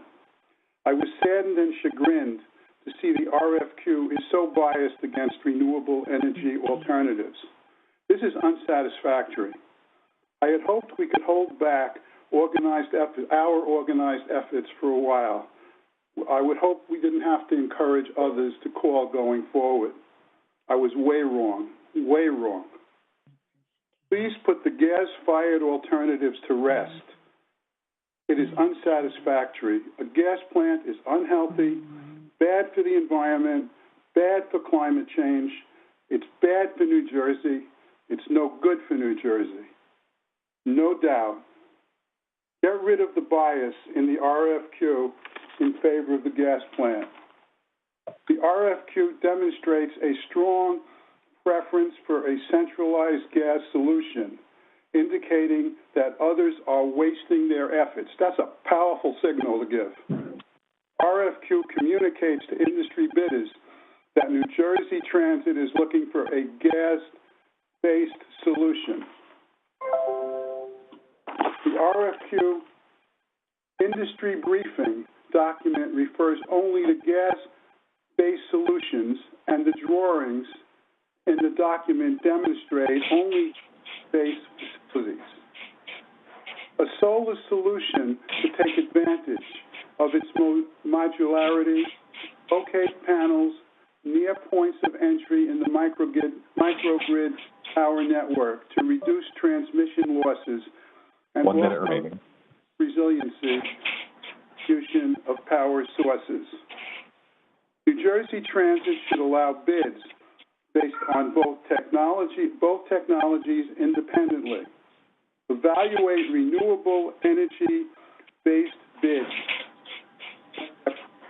Preferred solution, and only turn to the gas-based bids.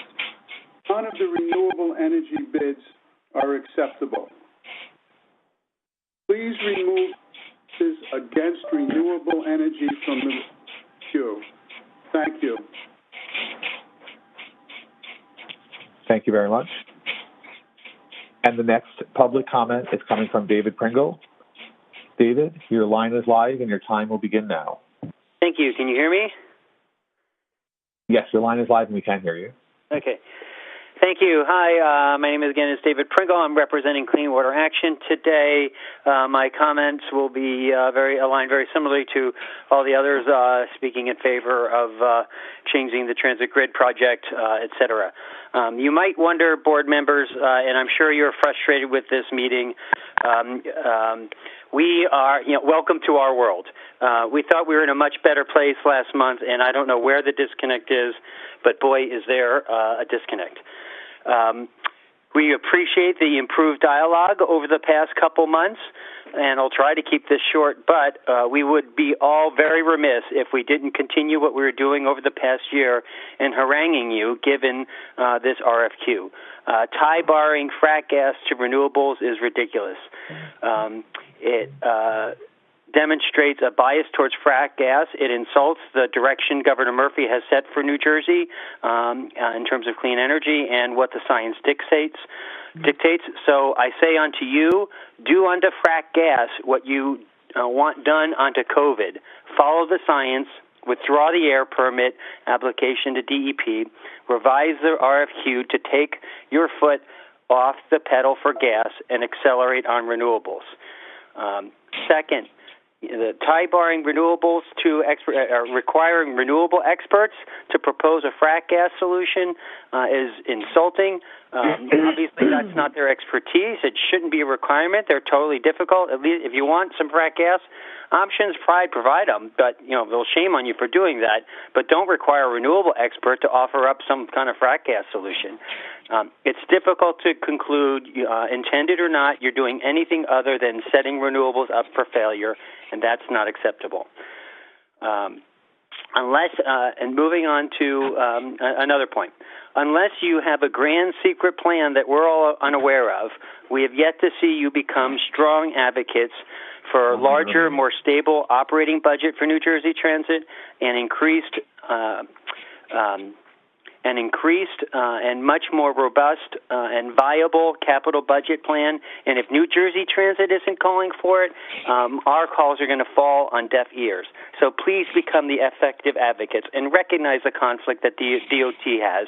And the mass transit experts on the board need to speak up.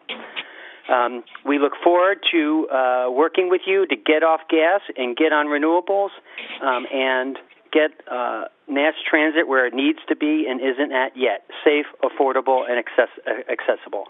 We have a lot of work to do. And Commissioner Gutierrez-Cassetti, I'd like to remind you what you told us about a month ago, that the transit grid project had to pass the Paula test. And right now, it needs to receive the Paula Rogovin grandmother kindergarten teacher seal of approval, and we're no anywhere near that yet. And gosh, is that a shame compared to where we were going to be a month ago. Thank you. Thank you. There are 6 participants remaining in the public queue at this time, and the next public comment is coming from Casey Anthony. Casey, your line is live, and your time will begin now.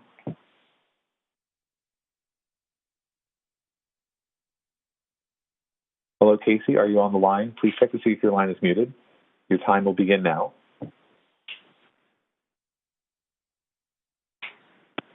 Just checking for Casey one more time. Casey, please check to see if your line is muted. Your line is live. Do you mean Jason? Do you mean Jason Anthony? Please go ahead, Jason. Your line is live. Okay. Good morning, New Jersey Transit Board. My name is Jason Anthony, Vice President of Passengers United. I've been hearing the testimony of some New Jersey residents that have been speaking against item 2012-79, but they don't think about the domino effect that this agreement will have if it's not done. I can ride New Jersey Transit like I did last month from Penn Station, New York to Secaucus, and I can ride Amtrak. What if the Portal North Bridge breaks down or has a mechanical issue? That will have a domino effect. Therefore, trains and both New Jersey Transit and Amtrak will be delayed not for minutes. We're talking about for hours. And people from Penn Station, New York, and those coming from as far as Washington, D.C., could be affected by potential delays of this nature. And I'm glad to see that Newark Penn Station is getting renovated. This is way overdue. The last time I was over there was last year. But you guys need to address the homeless situation over there at Newark Penn Station. This is a very chronicle situation that not only affects New York, it affects New Jersey as well. And when I took New Jersey Transit the last time... 1 minute remaining. And I used the NAT app, I don't know why the conductors don't scan the barcode for the e-text. I wonder why not.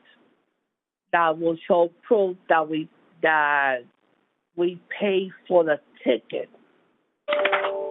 So I want to thank President Corbett, Chair Gutierrez, Vice Chair Fulton, and we want to continue to work with you guys in 2021. So I'll yield the rest of our time. Thank you very much, and I'll see you guys in February. Thank you very much. The next public comment is coming from William McClelland. William, your line is live, and your time will begin now. Yes, my name is William McClelland. I'm a member of the Don't Gas the Meadowlands Committee and a volunteer with Food and Water Watch. I'm addressing the RFQ for the transit grid. The board needs to read, study, and comprehend the detailed letter that Empower New Jersey and Don't Gas the Meadowlands sent to you yesterday. We expect action on this.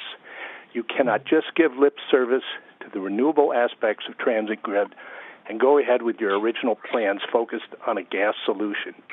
This will not work. In the RFQ for the transit grid, it says that the project, quote, involves the construction of a new natural gas-fired electric power generating microgrid central facility. The MCF will utilize combined cycle and simple cycle technology, resulting in power generation capacity of up to 140 megawatts. A centralized MCF makes absolutely no sense with a solar-based solution. You're basically making it as difficult and as discouraging as possible for companies focused on renewable energy solutions to respond. The RFQ was published on November 25th and requires responses by January 25th, 2021. This is a completely unrealistic time frame in which new bidders have only 60 days to form new teams consisting of a number of companies with different areas of technological and business expertise and provide the required documentation. The RFQ has clearly been designed to discourage renewable projects from submitting proposals, and as it now stands, it is unacceptable. You need to cancel this RFQ, rewrite it, and set a new date. If you think we are going to sit by while you build the type of plant you originally envisioned, you are sorely mistaken. I am frankly dumbfounded that New Jersey Transit would think that this RFQ would in any way be acceptable. This is something that one would expect from someone like Andrew Wheeler's Environmental Protection Agency. Are you really this contemptuous of the environment and of the public? Does anyone on the board wish to address these issues? Mr. Corbett? Do you have any intention of revising this RFQ? You feel not? The board will have the opportunity to comment at the conclusion of the public comment, so I'm sure that there will be board members who respond. You need to interact with the people who are calling you and spending a lot of time. You need to respond seriously to the letter we sent. You need to revise this RFQ, and you have to start doing your job. 15 seconds remaining. We are in the midst of a climate emergency. The board needs to educate itself. It needs to wake up and start doing its job. Thank you for your time. Thank you. The next public comment is coming from David Allen. David, your line is live and your time will begin now. Yes, we can hear you and your line is live. Thank you. Good morning. I'm David Peter Allen, chair of the Lackawanna Coalition, although I'm speaking personally today. After 21 years, I am addressing this board for the last time as coalition chair. My future role there will be as an advisor rather than a leader. As I reduce my participation locally, I will be more active on the national scene with the Rail Users Network run and through my independent journalism where I believe I can be most effective. While I have made statements here as coalition chair for almost 20 years, I am glad to be doing so for the last time. Through all those years, I can't recall a single instance when anyone on this board said that I had a good idea that should be implemented. Fortunately, there have been times when managers did take my suggestions, like last month when they restored 2 trains to the Raritan Line schedule, which also improved connections for bus riders on Hunterdon County Link. Please don't approve Portal North Bridge. It's bad for the environment, we don't need it, and we can't afford it. If you vote it down, I will do everything I can to promote building a monument to your good sense that will be better than the one that the Gateway people would give you. Because I have earned a nationwide reputation in this field, I find it very difficult to believe that essentially everything I suggested over the years lacks merit. More likely, the problem is that I face a board that does not have even one member who depends on transit for mobility. When I campaigned vigorously for reforms that included requiring at least one such member, Mr. Gordon and other legislators shot that idea down. You can inflict as much pain as you please on your transit-dependent riders by cutting service or raising fares, but not one of you will feel any of that pain. Counties used to have boards of chosen freeholders. You are New Jersey Transit's board of chosen motorists. I do see one bright spot. I don't know James Adams, but I know he had the courage to vote no twice this year. The last person who did that was removed at first opportunity. Around here, unanimity on every vote seems to be far more important than good governance. 1 minute remaining. The last so-called reform effort was a sham. Nothing has changed. There can be no genuine reform with all the same politicians, none of whom depend on transit, call the shots. I have heard a lot about oversight, but if you are serious about it, you can prove that by reinstating Todd Beretta. He was fired and harassed with litigation by both the Christie and Murphy administrations, apparently for doing his job too well. Finally, you have cut our time from 5 minutes to 3, which means we no longer have enough time to give you information that we know you need to hear. Sadly, whatever time time you do give us, you still don't seem to listen to what we have to say or take it seriously. If you choose to criticize what I said today, I request an opportunity to respond afterward. Thank you. Thank you. And the next public comment is coming from George Hakalis. George, your line is live, and your time will begin now. Yes, my name is George Hakalis, and I'm president of the Institute for Rational Urban Mobility. IRM urges the board of NJ Transit to drop its plan to build the Portal North commuter rail bridge across the Hackensack River. IRM is a New York City-based nonprofit that has long called for advancing affordable, cost-effective transportation infrastructure projects and sensible operating strategies. The COVID-19 pandemic has devastated the health and economic well-being of the 23 million persons living in the New York, New Jersey, Connecticut urban region.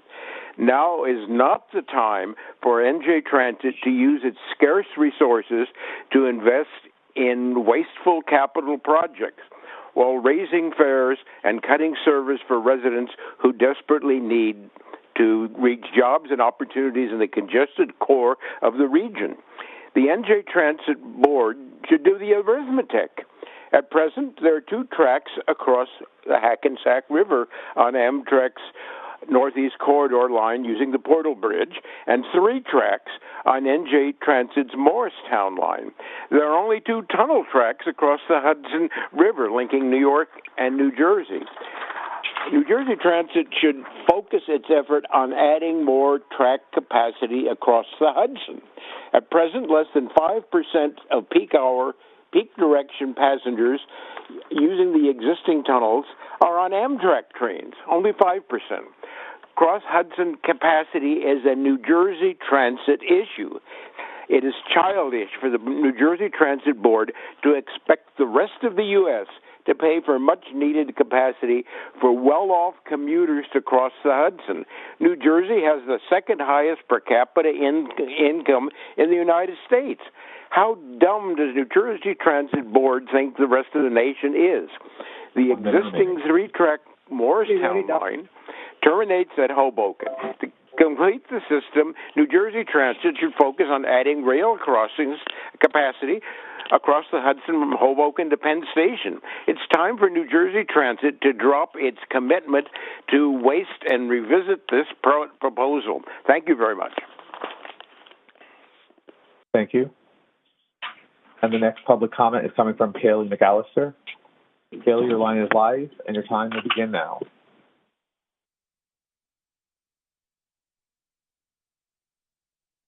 And Kaylee has disconnected. And the final public comment is coming from Hannah Kendig. Okay. Hannah, your line is live, and your time will begin now. Hi, are you able to hear me? Yes, your line is live, and we can hear you. Please begin. Okay, all right, thank you. Hi, thank you for the opportunity to speak for the public comments. I'm a volunteer with the Climate Mobilization, an organization that's, in the name, is geared towards bringing our planet to eliminate fossil fuels. I currently live in Weehawken. I would like to amplify what everyone else has said regarding the request for qualifications and how it's biased towards the fossil fuels, as if the push to move to renewables didn't happen. While everyone has given amazing testimony, I don't feel like I need to necessarily repeat everything that they've said. I think that the point that I would like to make is that the last 4 years has really exposed in this country so many flaws in our system, and it's led to a constitutional crisis. And one of the arguments one of the points out of that has been very evident is that Americans have very little trust and faith in our institutions and our society and our government. So this kind of this is a perfect example, in my opinion, about how the constituents and the community have been working to have our government move to renewable energy and our tax dollars move to renewable energy, and this is overwhelmingly supported by New Jersey residents. So by going back on the commitment to renewable energy, the New Jersey board is weakening our faith and trust in our society. And once that trust is gone, 1 minute remaining, we see society, crumbling around us. So besides the obvious risks to the climate and the crisis with that we are in, this is an example of how we need to build more faith in our institutions and continue, and for New Jersey Transit to stay true to its word to be to prioritize and stay firm in a renewable energy commitment. Thank you so much for your time. And I also would like to add, I liked the comments earlier about the security, about the commitment to our bus drivers and transit workers. They really are the heroes of this COVID pandemic. Thank you. Thank you very much. And there are no further participants in the public comment queue at this time. Thank you, public speakers. I will now poll board members for comments. Board Member Adams, any comments? Yes, Joyce, and I just want to thank all the speakers for taking the time out of their day to let New Jersey Transit know what their comments, questions, and concerns are. I'm just going to hit a couple of points. I think I remember that Don't Gas the Meadowlands had indicated that they sent a letter to New Jersey Transit and the board concerning the RFQ for the transit grid. And I can commit to you that, yes, the board, and I'm talking specific to myself, will read your concerns and will take your concerns under consideration. And under the proper, procurement guidelines, we'll see how we can address those concerns. We are listening to you. Because we don't always comment after public comment does not mean that the board and the board members does not consider that the public comments are serious, and we speak to the administration about them on a consistent basis. I want to thank Kevin for his report and Chief Trasulo for his report, but I do have to say something about his report. One of the people commented about it took us until December to talk about masks, but if I remember correctly, New Jersey Transit has been posting on its website, in its station, in its buses, in its trains, about the wearing of masks. And if I also remember correctly, Kevin Corbett has mentioned this at almost every single board meeting about the importance of wearing masks, not to say that it's one of the governor's mandate. And also concerning Chief's comments, we're really in a sad state of affair where my chief of police has to actually tell the public to treat our train operators and our bus drivers with the respect that they would deserve. But I'm glad that he made the comments, and I want to thank him for the work that him and his staff do. I also am looking forward to the report about the New Jersey coastline incident, and I'm sure that staff and the police will give us a report when they have finished, analyzing what has happened. Those are my only comments, Joyce. And again, I want to thank the public for their participation and thank all the people who were on the call that let us know what they were feeling. Thank you, Joyce. Thank you, Board Member Adams. Board Member Ajmani, any comments? None from me, Joyce. Thank you. Board Member Doshi, any comments? Yeah, I also would like to thank members of the public for taking time out of their day and to all the speakers. And I just wanted to reiterate Board Member Adams' comments that we are, as the board, are listening to all the comments, and we take everyone's comments very seriously. And everyone, in my limited time on the board, everyone's been very professional at New Jersey Transit, and we do discuss everyone's concerns. I also would like to thank the chief, who's done an incredible job, and all the police. I think We don't often think that we hold the police to a higher standard. I mean, we ask them to deal with many societal issues like homelessness, drug addiction, all these things that is beyond policing, and they've done an incredible job. And as well as I think someone had mentioned, all the frontline workers are the true heroes in this. So thank you to everybody and for all of that. And I just want to reiterate our commitment to protecting the environment. I know there's a lot of comments that people think we go back and forth, but everyone I've dealt with so far, New Jersey staff, senior management, everyone is committed to protect the environment. And we have to also look at reliability and safety for our riders. That's of utmost concern to us. So thank you for everyone for their comments. Thank you, Board Member Doshi. Board Member Gordon, any comments? Yes, thank you very much. And I too want to thank all of the speakers for participating today and assure you that we will review your comments and any kind of written communications you've provided. I'd like to touch on just two subjects very quickly. One, the RFQ for the microgrid. I suspect this document has been reviewed by our ad hoc committee, but I have not seen the document, and I for one would like to have a chance to review it. So I'd ask that that be submitted to the full board for review, and I would hope that at some point in the coming weeks that we as a full board discuss where we are on this project and the comments we've been receiving. Secondly, Portal Bridge.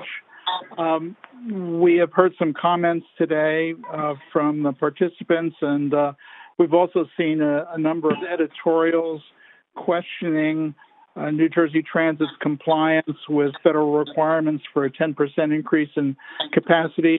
When we get to this item on our agenda today, I would hope that staff could respond to these concerns that have been expressed by the public. And that is all I'd like to cover today. Thank you very much. Thank you, Board Member Gordon.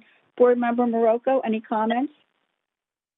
Very briefly, I want to echo my fellow board members in thanking the public for their comments and especially thank the President and Chief for their reports, which were very informative. But really, I want to take this opportunity, since it's our last meeting of the year, to thank the staff for the work that they did this particularly difficult year, and especially those frontline staff who are putting themselves in harm's way to make sure that New Jersey Transit keeps running and commuters can get to their destinations. So I want to thank all of them for their hard work this year. That's it. Thanks, Joyce. Thank you, Board Member Marocco. Board Member Nora, any comments? Very briefly, Joyce, I wanted to address a couple things that were also addressed by specifically Board Member Adams and Board Member Gordon with respect to the RFQ and the transit grid. I, too, haven't seen that particular letter, but I want to assure many of the commentators that many of us on the board have been not only listening, but have been engaging with the staff and asking questions. And I know it's difficult because there's not a regular back and forth during these meetings, but we are paying attention, we're asking questions. I have been listening to the comments about the RFQ process. I am eager to read the letter, and we will ask more questions because many of us are very committed to seeing this project done in the most environmentally friendly way that it possibly can be done. And so I'm eager to explore all those options.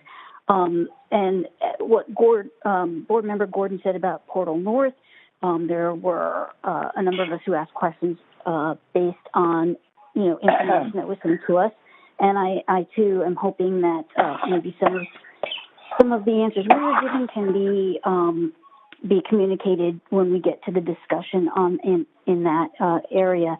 And lastly, much like Board Member Marocco said, since this is our last opportunity this year, I did want to thank everyone at New Jersey Transit. I am a new board member, and learning how to traverse this system during COVID has not been easy, and I thank all of the staff members and administration who've been working to bring me up to speed. And the fact that we've lost 15 members of the transit family during COVID is heartbreaking, and I really want to give their families my regards. And finally, I just wanted to say that, I want to echo the fact that I really do believe that this is not the first time New Jersey Transit has been focusing on face masks. I know that the administration has been very concerned about all our staff and have been working to try to make it safe for everyone, not only riders, but our staff. And I said that was funny, but my last point is I'm only speaking for myself because one of the speakers mentioned the board members and whether or not we actually are riders. And I am a commuter. I ride suburban transit in non-COVID times, Monday through Friday from East Brunswick to downtown Manhattan. So I am extremely cognizant about all of the issues that are related to public transportation and New Jersey residents. So I'm going to continue to bring that experience and my many years as a commuter to the work on the board, and people can be assured of that. So thank everyone for their comments, and that's all I have, Joyce. Thank you, Board Member Nara. Board Member Rasmussen, any comments? Just quickly, I just wanted to thank the comments from the public, and we are listening to you. I echo the other board members' earlier comments, but thank you, Joyce. Thank you, Board Member Rasmussen. Board Member Wilton, any comments? Thank you, Joyce. I do also want to thank the public for all their comments and taking the time out of their busy days to provide us feedback. It helps us do our jobs as board members much better. Also want to echo Board Member Mroka's comments and thank the New Jersey Transit staff, from the frontline workers, the office staff, up through the administration for all their hard work and what has been a very challenging year for all of us. And I would also like to specifically single out Chair Gutierrez Cacchetti for her service as our chair of the board, as well as her position as the DOT commissioner. She is one of the hardest working people in New Jersey state government and serves the residents extremely well. I couldn't think of any person better to serve in this capacity, bar none. Thank you. Thank you, Board Member Wilson. Vice Chair Fulton, any comments? Yes, thank you. And I appreciate the robust discussion and comments from everyone, the speakers, as well as my colleagues on the board. I mean, the truth of the matter is what we're dealing with here are very, very difficult issues, and consequently, it requires the kind of effort that I believe all of us are committed to putting forward. The first thing I'd like to say is extending my condolences again to all the family members who have lost people due to COVID. In particular, the last two, as well as those prior. So it's a very difficult thing during a very, very difficult time. I would also like to thank all the employees who are working every single day to make sure New Jersey Transit is providing the highest level of service that they possibly can, again, during very difficult times.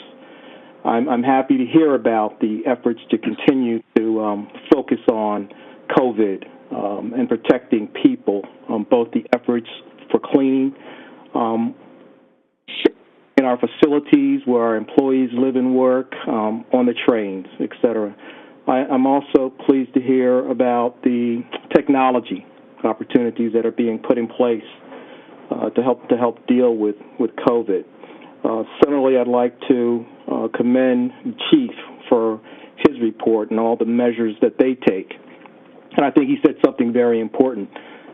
Everybody feels differently, and notwithstanding, we need a measured approach that is going to make sure that we protect the maximum number of people. And indeed, I would echo what my colleagues have said. This has been the objective from the very beginning, and the need to wear masks has been talked about time and time again. I was also glad to hear about the work that we're going to engage with Rutgers regarding crossings, because clearly this is an issue that we need to focus on. Over 300 rail crossings, and we know that we need to do what we can to help save lives. So we have a stakeholders meeting next week. I think it was mentioned a couple times with regard to the RFQ for Transit Grid, and I, while I've not seen the letter yet, I took copious notes here, so I look forward to that conversation, and rest assured that your comments are taken to heart, and I appreciate the education from your perspective. And then lastly, I will conclude with the Portal Bridge as a matter. I, too, am looking forward to hearing from staff as they address the need for the facility, both as it relates to the overall capacity requirements, as well as the benefits that the entire network will derive from advancing the initiative. That concludes my comments. Thank you, Vice Chair Fulton. Chair Gutierrez-Scacchetti, any comments? Thank you, Joyce. Yes, I have a couple. First, I would like to thank the entire team of New Jersey Transit, our frontline employees of UTU and ATU, and the other unions represented for being out in the field, notwithstanding the risk that they take every day to move those folks who need public transit where they have to go. It's not a perfect situation, and we have regrettably lost several members of our team. And for that, I will continue to pray for them and for their families. I pray for our New Jersey Transit Police. If you listened to the kinds of events that they address, they too put their lives on the line like any other police officer every day in some of the most difficult circumstances, and especially at a time when emotions run very high. This has been a unique year in so many ways. And so, Chief Trissillo, I know that you're listening. I hope that you will convey to your team my deepest gratitude for showing up every day and dealing with the tough situations. It was nice that they were able to bring new life into the world. It's something that, to me, always is a sign of hope. And it is also a wonderful gift that they are able to help those who, for whatever reason we don't know, are struggling to help themselves. For those who have raised the issue of our homeless contingent, especially as we improve North Penn, please know that hasn't fallen on deaf ears, and hopefully in the short term you'll hear about an initiative that will help us to deal with those folks who, for whatever reason, are without a home or a place to call home at the moment. Two things in this country that should never happen. No one should ever go without a meal, and no one should ever go without a roof over their head. That's just my personal view, not my professional view, and it's something that I think we all need to consider. I'm going to go to the comments that speak to the transit grid. I have asked for a copy of the RFQ, as well as for the comments submitted, I think, just yesterday by our stakeholders. I would be disappointed to think that we have structured a document that narrows the opportunity or the field of those who can participate. And so we have to look at the RFQ and perhaps pause for a moment or two to make sure that playing field is clearly as broad as it can be. But I think the reality is that we struggle with all of several demands. The demands of FTA for us to, with some diligence, get this money under contract, and that will not drive the decision. I will say that right now. We struggle with those who don't speak on this phone and expect transit to run, and perhaps don't share the environmental sentiments of others. And then the demands of all of you who believe that, and rightfully so, you're doing what is right, not just for you as stakeholders, but for our state and our country as we face the impacts of climate change, which I don't think anyone here deny. Having said that, I intend to ask Kevin to slow the process of the RFQ down until I am able to read the document and the comments and provide my comments back to the staff.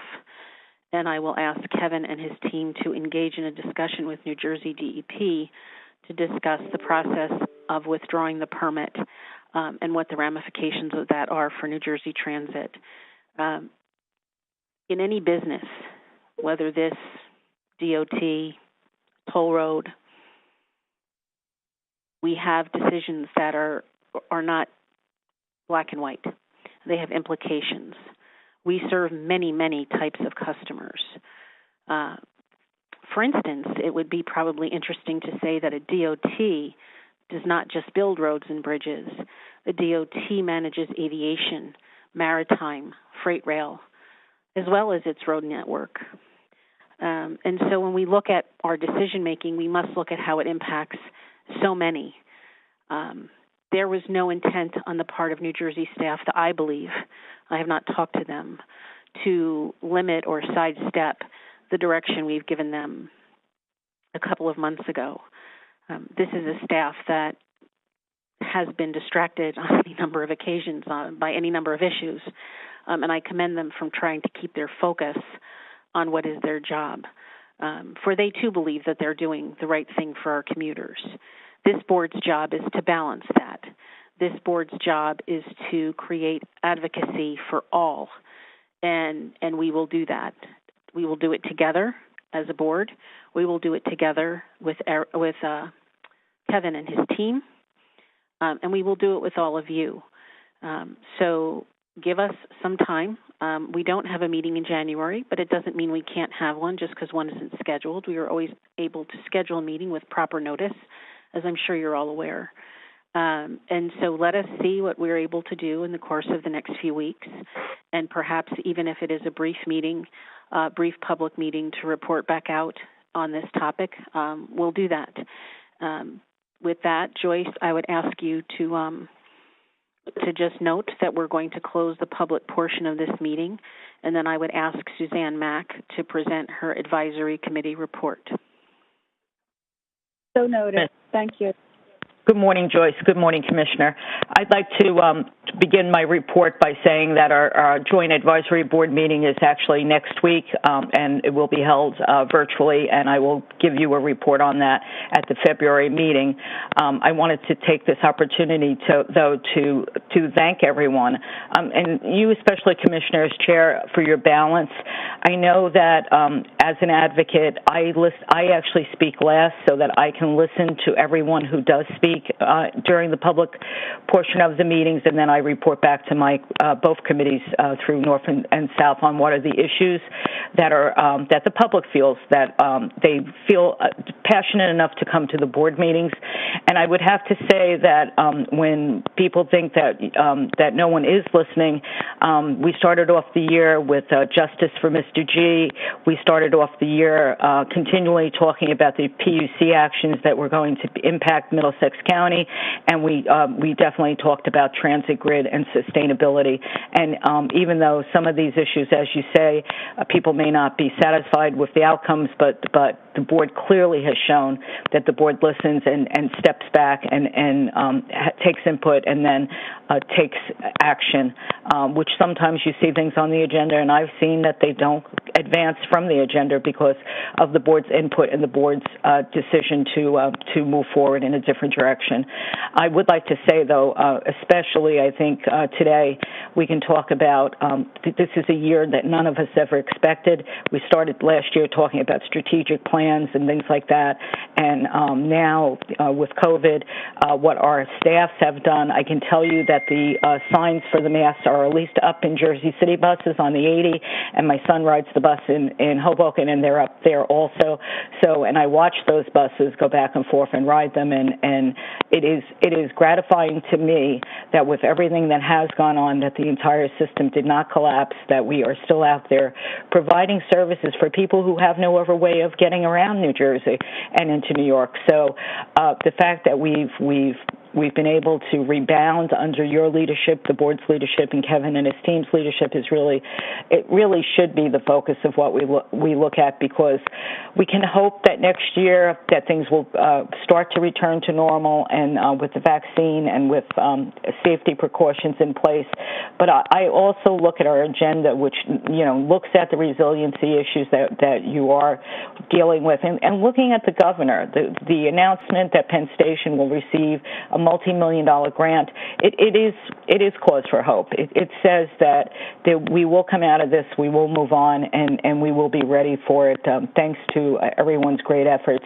And that also goes to the Portal Bridge. I mean, we hope to be able to go back to some sort of new normal next year. We hope to be able to take people to their jobs and hope to be able to take people around the state of New Jersey, but we will not be able to do that unless we are in place to do, having done the infrastructure improvements that are so critical to the system. So again, I would like to thank all of you for all of the staff for being out there on the front line, and for your leadership. That would conclude my report, and I hope everyone has a safe holiday. Thank you. Thank you. Thank you, Suzanne. We wish that to you and to your family, too. At this point in time, I will ask for Basil Giletto to present the Senior Citizen Disabled Resident Transportation Advisory Committee report. Hi, my name again is Basil Giletto, and I do chair the Citizens Advisory Committee. I want to begin by thanking you for listening to each of the 4 updates that I've given to the board this last 2 years. In those presentations, I hope I made it clear that our constituents, the elderly and disabled, absolutely need New Jersey Transit. Many of those we represent use your buses or trains as their only means of transport. So many more of our seniors will lose their licenses in the near future and will also want to turn to transit. Now, my biggest concern is our casinos, actually. Our casinos during the last quarter ran a 32% decrease, affecting ScatterTap that funds the county transportation services for seniors and people with disabilities. What's the break even? How long can they continue while operating in the red? What happens to our services without them? Counties can't do it alone. They'll do their best, but truly do need local programs to support their efforts. We understand how seriously COVID has disrupted your organization. We as a committee understand that this new norm for services will be a compromise at best. We ask only that you remember us, seniors and the disabled, when making hard decisions. My committee, the Citizens Advisory Committee, is positioned to provide input when and if you need it. It is my sincere hope that we could be of benefit to this board. At this point, I would like to thank local programs and minibus support for the work they've accomplished over the last 2 years. I hope that our committee has been of value. Now, my term as chair comes to an end at the end of this month, but what still concerns me is how much has changed since March. I have every confidence that New Jersey Transit will be able to navigate through this crisis, but so much also is dependent upon the state's 21 counties. Thankfully, local programs has worked very closely with each and every one of them. Please continue to utilize their insight. Our constituents, seniors and the disabled, will forever be grateful. Again, thank you for what you do. No, I personally feel honored to be able to contribute to this committee. Thank you. That's okay. I appreciate it. And I'd like to give back whatever time is remaining. Thank you very much. Thank you, Basil. And again, thank you for your service on the committee and to New Jersey Transit. At this time, I would call on Board Member Wilton to present the Operation and Customer Service Committee report. Thank you, Chair. The Operations and Customer Service Committee received an update on the trends, analysis, and actions for rail, bus, light rail, and access link. The committee also received an update on the cost of service, as well as a presentation regarding COVID-19 pandemic plan. Thank you. Thank you, Board Member Wilton. I will now call on Board Member Morocco to present the Administration Committee report. Thank you. The Administrative Committee received a financial update. Committee also received updates from Human Resources and Equal Employment Opportunity and Affirmative Action. That concludes my report. Thank you so much. At this time, I will ask Vice Chair Fulton to present the Capital Planning, Policy, and Privatization Committee report. Thank you, Chair. The Capital Planning, Policy, and Privatization Committee discussed the board items for the New Jersey Transit Resilience Program, Meadows Maintenance Complex, Rail Operations Center, Building Flood Control, Construction Contract Amendment to increase contingency funding, New Jersey Transit Capital Program, agreement with Rutgers University for services including applied research, technical support, and workforce development, and Newark Penn Station improvements, construction contract award for paving and drainage improvements. That concludes my report. Thank you very much, Vice Chair Fulton. And I will now call on Board Member Adams to present the Safety Committee report. Thank you, Chair. The Safety Committee discussed the Office of System Safety's activities and the performance indicators for rail, bus, light rail, and access link. Additionally, the committee received a briefing on the annual Bus Safety Awards program, recognizing New Jersey Transit bus operators who achieved 10, 20, and 30 consecutive years of safe driving. The New Jersey Transit Office of System Safety continues to create and implement proactive safety programs, working collaboratively with both internal operational departments as well as external stakeholders and regulatory agencies. The core mission of the Office of System Safety is to continue to provide a safe environment for customers, colleagues, and the local neighborhoods New Jersey Transit travels through. Through risk-based safety management principles and trend analysis, the Office of System Safety continues to proactively mitigate potential hazards. The committee also received an update from Chief Trusillo regarding the work of the New Jersey Transit Police Department, much of which you have heard before. Chief Trusillo provided a snapshot of the activities of the New Jersey Transit Police Department for the month of November, with the concerns around COVID-19. The chief gave information concerning the number of mass details the department conducted, the number of calls responded to concerning mass issues, and reported that the department issued its first summons due to a non-compliance issue. In addition, the chief provided an update on current COVID-19 status within the police department. The chief also gave an update from the Office of Emergency Management as well as a crime briefing for the month of November. The chief concluded his briefing with information on employee assaults. That concludes my report. Thank you very much, Board Member Adams. At this time, I would ask that President and CEO Corbett present the action items. Good.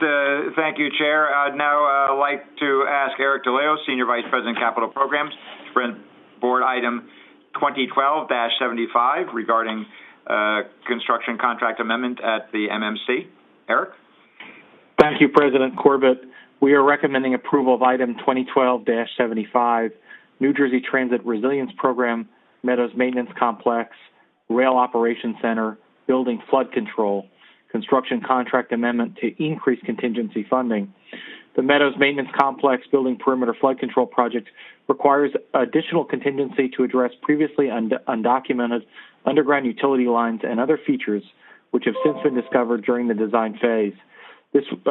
Following the design phase. This will also allow differing site conditions in existing electrical components and in physical structures to be properly addressed. The project is critical in providing protection against damage from future storms. Authorization here is requested to increase contingency funding to a contract with DMR Construction Services Incorporated by an additional 5% for a total contract authorization of $18,340,280 plus 10% for contingency subject to the availability of funds. Authorization of this contract, this change, will allow for completion of the ongoing resiliency project at the Meadows Maintenance Complex and will also harden the facility against future storm surges. We ask for your approval of Item 2012-75. May I have a motion to approve Board Item 2012-75? Fulton motion. May I have a second? Second, Wilson. Thank you. Is there any discussion on this item? Joyce, please check with board members. Board Member Adams, any comments? Yes, Joyce. I just want to thank Kevin, Eric and I think it was Kira Patel for their information on this board item. I asked a whole lot of questions, and the staff was very timely, and they were accurate in their response to help me understand this complex project and this complex increase for contingency funding. So I want to just thank staff for their patience in answering my questions. No other comments, Joyce. Thank you. Board Member Ajmani, any comments? Oh, none from me, Joyce. Thank you. Board Member Doshi, any comments? I just like to thank the staff and Kevin for this update, and no other comments. Thank you. Thank you. Board Member Gordon, any comments? No comments or questions. Thank you. Thank you. Board Member Morocco, any comments? No, thank you. Thank you. Board Member Nora, any comments? None. Thank you, Joyce. Thank you. Board Member Rasmussen, any comments? No questions, no comments. Thank you, Joyce. Thank you. Board Member Wilton, any comments? No comments. Thank you, Joyce. Thank you. Vice Chair Fulton, any comments? No comments. Thank you. Thank you. Chair Gutierrez-Cachetti, any comments? No, thank you, Joyce. Let's move to a vote. Roll call vote. Board Member Adams? Yes. Board Member Ajmani? Yes. Board Member Doshi? Yes. Board Member Gordon? Yes. Board Member Morocco? Yes. Board Member Nara? Yes. Board Member Wilton? Yes. Vice Chair Fulton? Yes. Chair Gutierrez-Cachetti? Yes. Motion carried. Thank you, Joyce. I'd now like to ask Eric to continue with presenting item 2012-76 regarding relationship on capital programs with Rutgers University. Eric? Thank you, President Corbett. We are recommending approval of item 2012-77. We are recommending approval of item 2012-76, New Jersey Transit Capital Program, agreement with Rutgers University for services including applied research, technical support, and workforce development.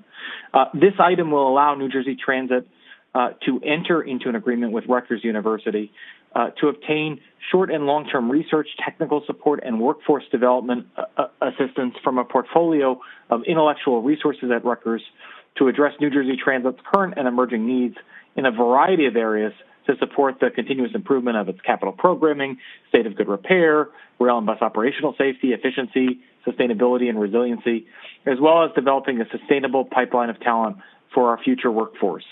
Authorization is requested to enter into an agreement with Rutgers, the State University of New Jersey, for 5 years on an as-needed task order basis for services, including applied research, technical support, and workforce development. We ask for your approval of item 2012-76. May I have a motion to approve? So moved, Adams. May I have a second? Second, Gordon. Second, Nara. Is there? We'll take Gordon as the second. Is there any discussion on this Thank you. item? Board Member Adams, any comments? No comments, Joyce. Thank you. Thank you. Board Member Ajmani, any comments? None. Thank you. Board Member Doshi, any comments? No, thank you. Thank you. Board Member Gordon, any comments? No comments. Thank you. Thank you. Board Member Morocco, any comments? No, thank you. Thank you. Board Member Nara, any comments? No, thank you. Thank you. Board Member Rasmussen, any comments? No comments. Thank you. Thank you. Board Member Wilton, any comments? None, Joyce. Thank you. Thank you. Vice Chair Fulton, any comments? No comments. Thank you. Thank you. Chair Gutierrez-Cachetti, any comments? No, Joyce. Let's take a vote. Roll call vote. Board Member Adams? Yes. Board Member Ajmani? Yes. Board Member Doshi? Yes. Board Member Gordon? Yes. Board Member Morocco? Yes. Board Member Nara? Yes. Board Member Wilton? Yes. Vice Chair Fulton, Yes. Chair Gutierrez-Gacchetti. Yes. Motion carries. Thank you, Joyce. I now ask Eric to continue with item 2012-77 regarding Newark Penn Station improvements. Eric?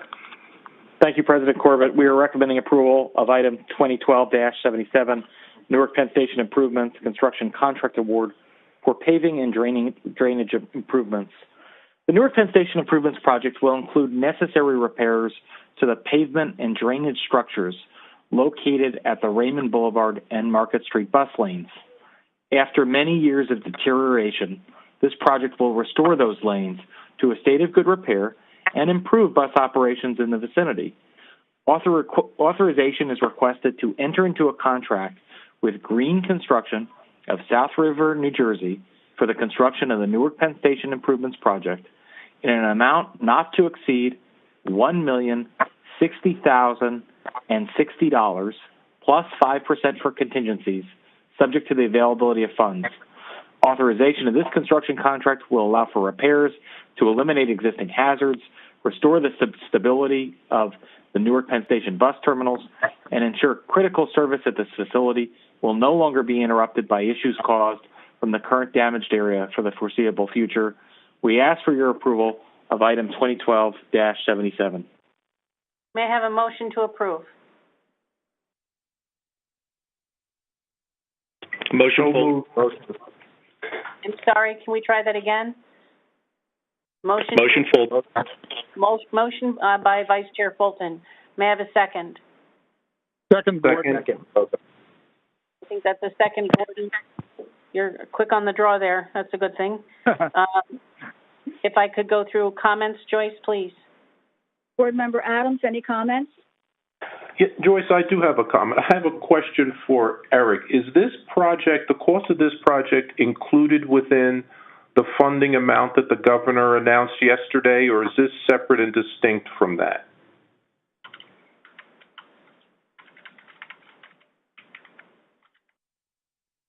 Sorry, I was trying to find the unmute button. It is separate and distinct from that investment. Okay, great. Thank you, Eric. No other comments or questions, Joyce. Thank you. Board Member Ajmani, any comments? None. Thank you. Board Member Doshi, any comments? No comments, thank you. Thank you. Board Member Gordon, any comments? No comments, thanks. Thank you. Board Member Marocco, any comments? No, thank you. Thank you. Board Member Nara, any comments? None, thank you. Thank you. Board Member Rasmussen, any comments? No comments, thank you, Joyce.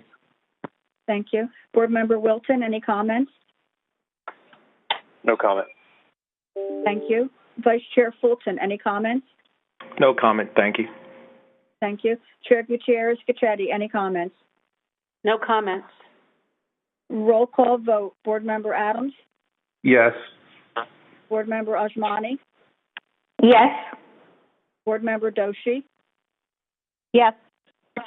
Board Member Gordon? Yes. Board Member Marocco? Yes. Board Member Nara? Yes. Board Member Wilton? Yes. Vice Chair Fulton? Yes. Chair Gutierrez-Gacchetti? Yes. Motion carried. We have a recusal on the next item. Chair Gutierrez-Gacchetti is recused from the next item, 2012-78. Operator, please remove Chair Gutierrez-Gacchetti from the meeting for this item. Thank you. Please stand by one moment.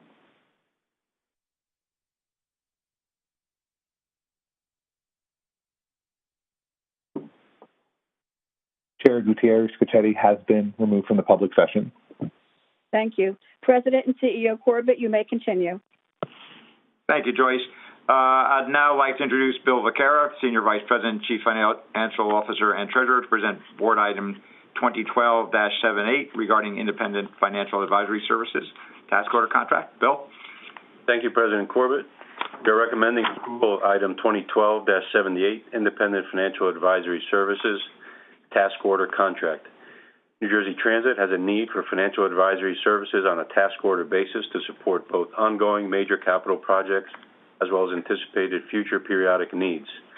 Specifically, in certain instances, highly specialized skill sets are required to augment staff and help determine innovative funding and/or financing solutions and transaction structuring, including the evaluation of potential public-private partnership opportunities or other alternative project delivery options. Independent financial advisors will provide a variety of specialized services, required expertise, which New Jersey Transit does not possess, and would not be cost-effective to maintain in-house due to the expertise required, changing nature of the market, and short duration of specific needs. Authorization is requested to enter into contracts with the firms shown in Exhibit A for independent financial advisory services. The total value of this independent financial advisory services task order program will not exceed $10 million. Each contract will extend for 5 years. The maximum task and contract limits are shown in Exhibit B. We ask for your approval of item 2012-78. This is Vice Chair Fulton. May I have a motion to approve Board Item 2012-78? Motion by Board Member Nara. May I have a second? Second. Second, Board Member Adams. Can we try that again? Can I have a second?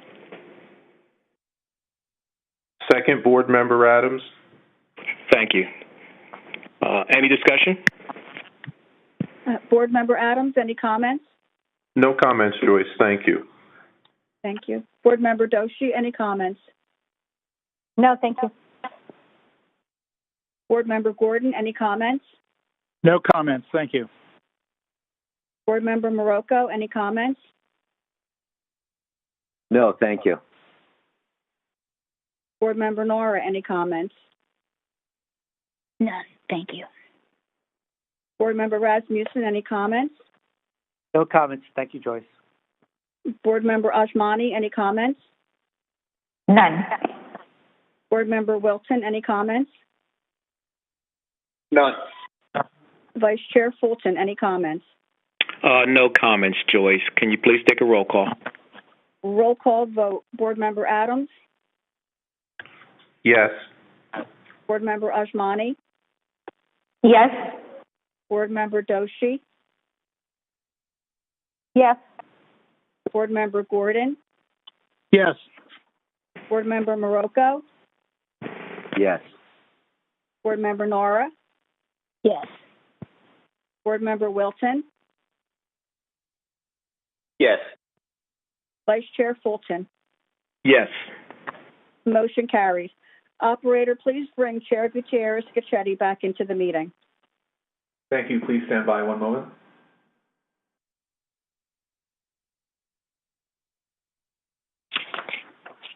Chair Gutierrez-Scacchetti has been reconnected to the public session. Thank you. President and CEO Corbett, you may continue. Thank you, Joyce. I'd now like to bring Eric DeLeo back up to present Board Item 2012-79 regarding approval to enter into agreement with the FTA in support of Portal North Bridge. Eric? Thank you, President Corbett.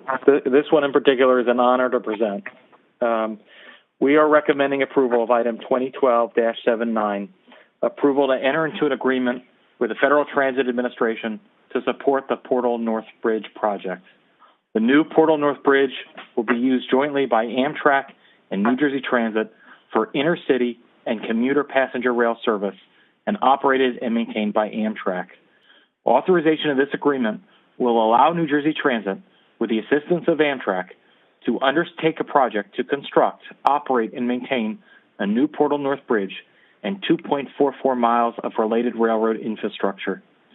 New Jersey Transit has completed the necessary agreements and documentation required pursuant to 49 United States Code Section 5309 to progress a core capacity grant and is eligible to sign a full funding grant agreement with the Federal Transit Administration.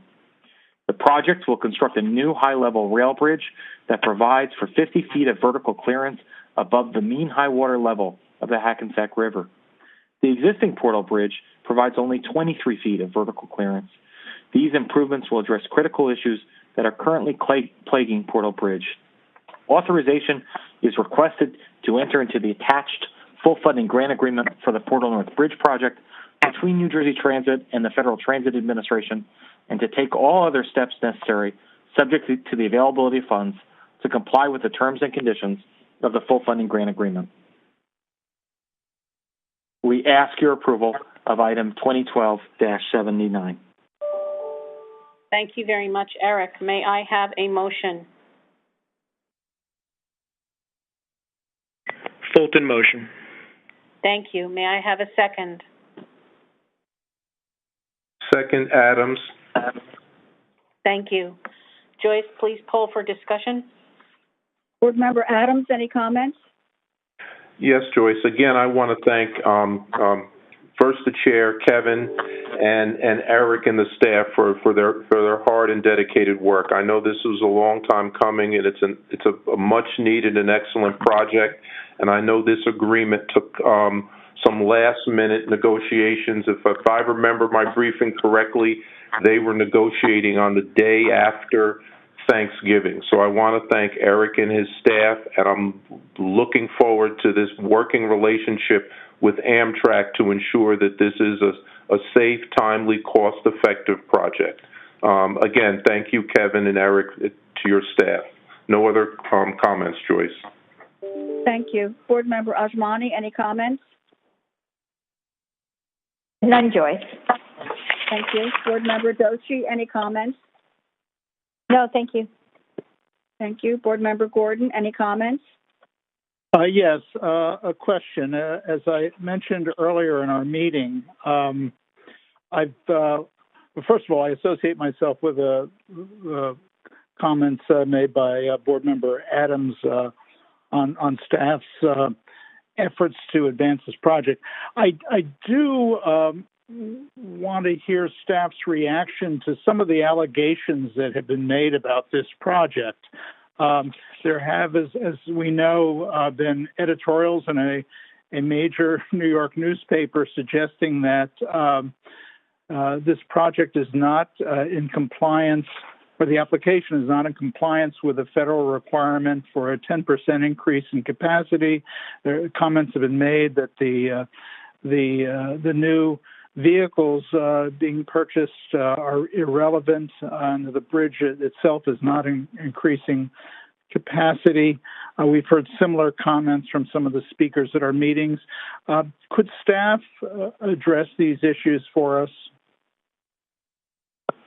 Yes, certainly, Board Member Gordon. It's Kevin. Before turning over to Eric, I would just say that in general, if you look back at the history of what is now the Gateway Project and program, going back to ARC, Portal Bridge was always envisioned in there. There is a robust process that Eric can go into in details of what the FTA requires, what kind of documentation has to be met for be able to go through this process, both from clinical staff at the FTA, FRA, USDOT, as well as certainly ourselves and outside consultants. This has been, as you know, as I've commented, anybody who commutes regularly for the years has been tortured by the existing portal. But aside from that, on the technical issues, there is a very proper process that has been rigorously followed, and the FTA certainly, as the lead within USDOT, has both independently through their own staff and outside consultants verified the correctness of the metrics in meeting those objectives. So it's not just a matter of the rail cars. It's also speed and other factors that are taken in. It is a very strict formula. But with that, I'll turn it over to Eric to give some of the details about that. Thank you, President Corbett. And thank you, Board Member Gordon, for giving the opportunity to provide some additional context. As President Corbett indicated, this matter has been reviewed through the Federal Transit Administration's capital investment grant application process. As background, to be an eligible project, the FTA's core capacity program requires a showing that a project will increase capacity by 10 or more %. When NJ Transit applied to the CIG program, that's the Capital Investment Grant Program, it was required as part of its application to provide a review of existing capacity conditions and demonstrate our ability to increase that capacity by at least 10% if the project is constructed. So in 2015, we took a snapshot of morning peak hour seats available, and that became the existing condition. That review became the baseline for NJ Transit's application. The FTA reviewed our application and the data we presented and determined that the Portal North Bridge met the required standards for a core capacity project. In 2019, as the project moved through the FTA's process, updated capacity data was requested again from New Jersey Transit. We updated our numbers using 2018 data. Again, the FTA determined a second time that the project met the core capacity standards and progressed the project. NJ Transit will maintain these added levels of capacity for a minimum of 5 years after revenue service begins on the Portal North Bridge, as required by the FTA. And what we expect those numbers will demonstrate is that the project will lead to higher capacity through a number of measures, including elimination of movable bridge failures, higher speeds, and through the acquisition of an additional 25 multi-level vehicles. Thank you. Thank you. Board Member Morocco, any comments? No, thank you. Board Member Nara, any comments? Actually, Board Member Gordon asked the questions that I was going to ask, so I'm fine now. Thank you. Thank you. Board Member Rasmussen, any comments? Yeah, just to say that this, I agree with Eric DeLeo in that this is a great day for New Jersey Transit, a day that's definitely long overdue, and I look forward to the progress going forward and its completion. Thank you. Thank you. Board Member Wilton, any comments? No, I just want to thank Eric and his team for the many years of work that have gone into the culmination of this resolution. Thank you. Thank you. Vice Chair Fulton, any comments? I would just like to extend my thanks for the explanation that Eric just gave with regard to the process and the involvement of the parties to include the FTA. I would also like to congratulate the team for all the hard work for this improvement in one of the most important transit corridors in the entire country. Thank you. But that concludes my comments. Thank you. Chair Gutierrez-Cachetti, any comments? Only to echo Vice Chair Fulton, Board Member Wilton, and others. This has been a long time coming, and the team has been vigilant in terms of providing the documentation. And while I understand concerns raised by others, I think we have done our due diligence, as has FTA, in the approval of the funding for this project. And with that, Joyce, I'll ask you to take a vote. Roll call vote. Board Member Adams? Yes. Board Member Ajmani? Yes. Board Member Doshi? Yes. Board Member Gordon? Yes. Board Member Morocco? Yes. Board Member Nara? Yes. Board Member Wilton? Yes. Vice Chair Fulton? Yes. Chair Gutierrez-Cachetti? Yes. Motion carries.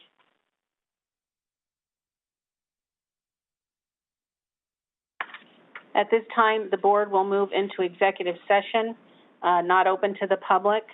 When we reconvene open session, it will be only for the purposes of closing the meeting. No additional business will be conducted after we come out of executive session. And with that, I would ask the operator to move the board and staff out of the public meeting to the pre-conference room, and then move those participating into executive session to the executive session meeting. Thank you, Chair. Please stand by. Members remaining Chair, connected in the public session. Sorry. We need a roll call vote for executive session. But we have to go into it first, correct, Joyce?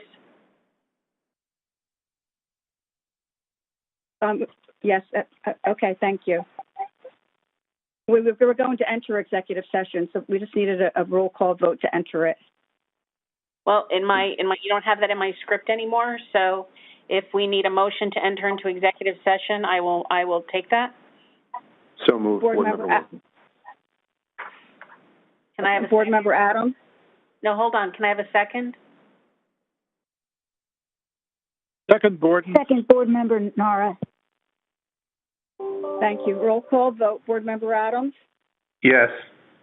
Board Member Ajmani? Yes. Board Member Doshi? Yes. Board Member Gordon? Yes. Board Member Morocco? Yes. Board Member Nara? Yes. Board Member Wilson? Yes. Vice Chair Fulton? Yes. And Chair Gutierrez Cacchetti? Yes. Thank you. Motion carried. Operator, please move board and staff into executive session. Certainly. Please stand by, members of the public. The public session will go on music hold throughout the executive session. Please stand by.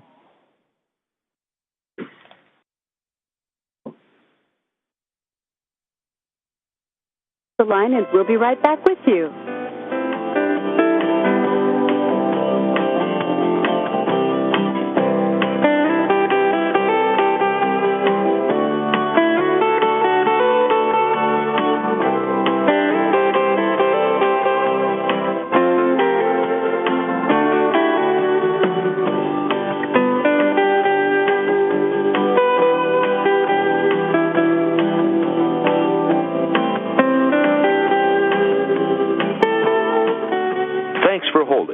We appreciate your time and patience.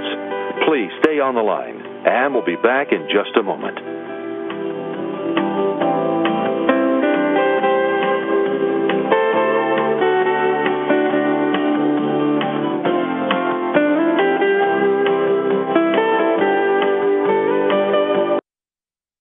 Thanks for holding. We appreciate your time and patience.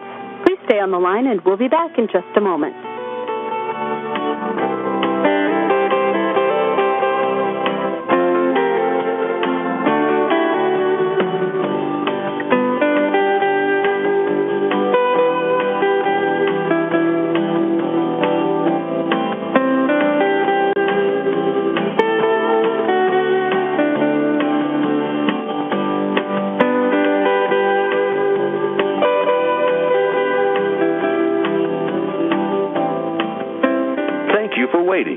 Your patience is appreciated. Please hold the line, and we'll be right back with you.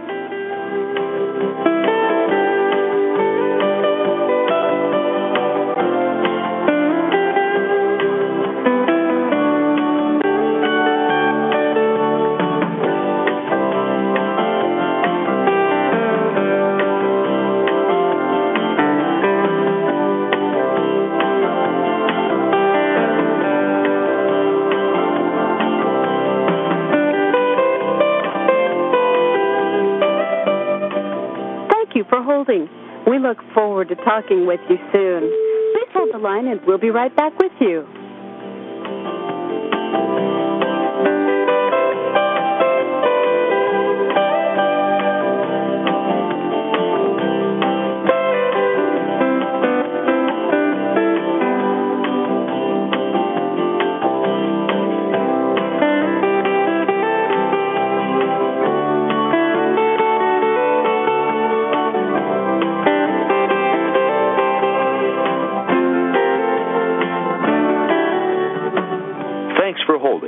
We appreciate your time and patience. Please stay on the line, and we'll be back in just a moment.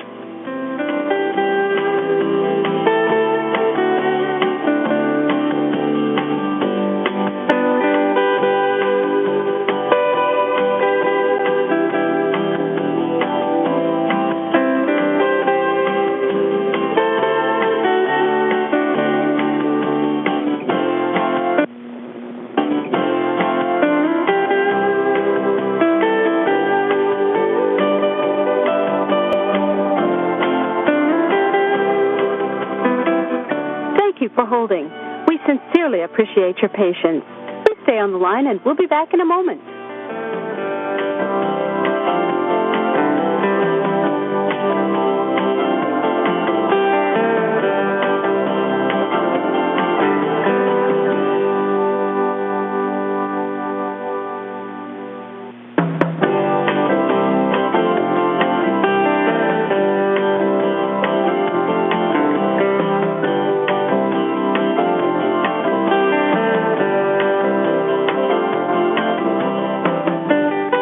Thank you for holding.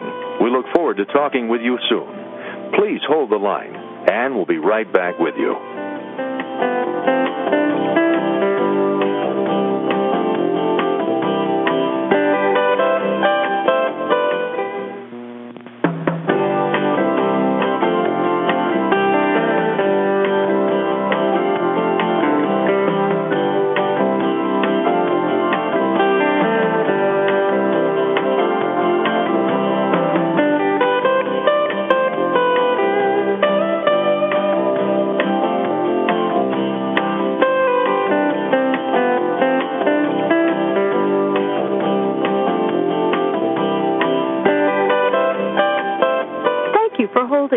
We look forward to talking with you soon.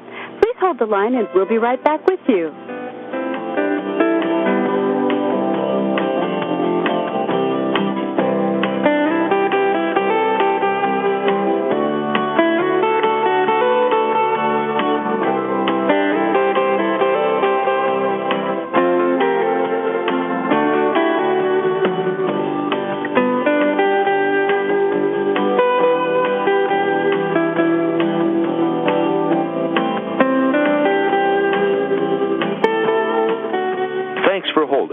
We appreciate your time and patience. Please stay on the line, and we'll be back in just a moment.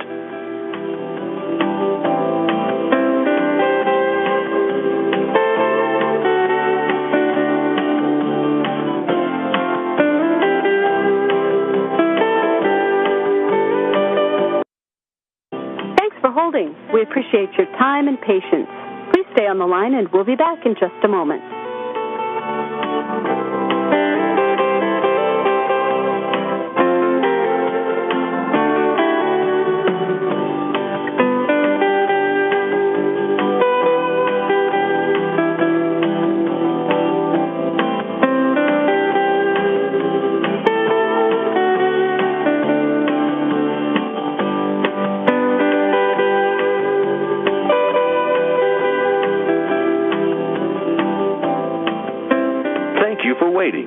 Your patience is appreciated. Please hold the line, and we'll be right back with you.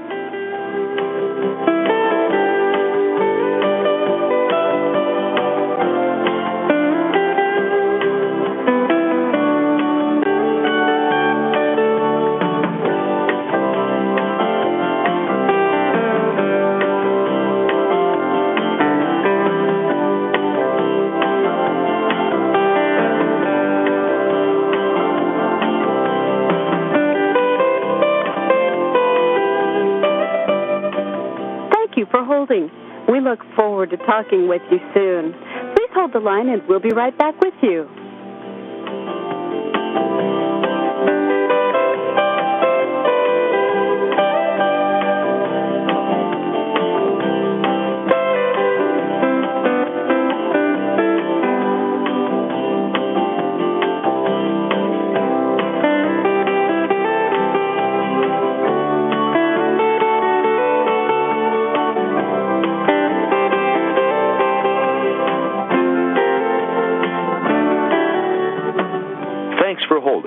We appreciate your time and patience.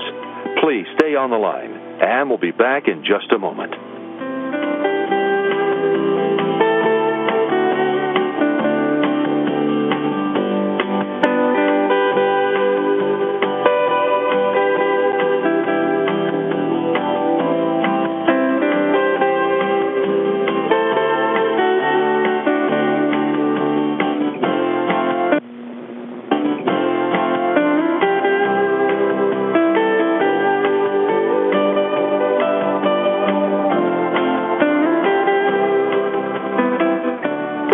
holding. We sincerely appreciate your patience. Please stay on the line and we'll be back in a moment.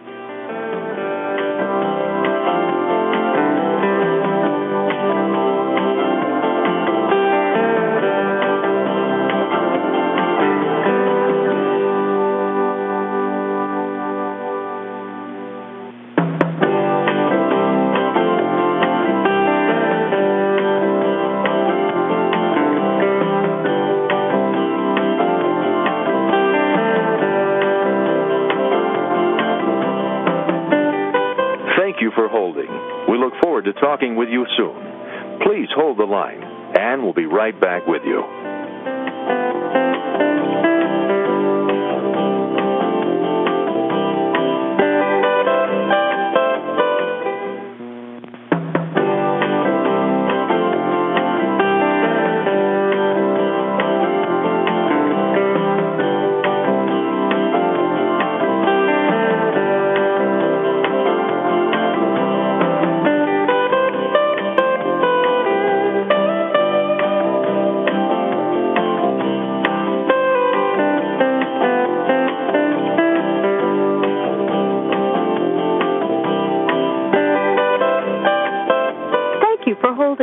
We look forward to talking with you soon. Please hold the line and we'll be right back with you.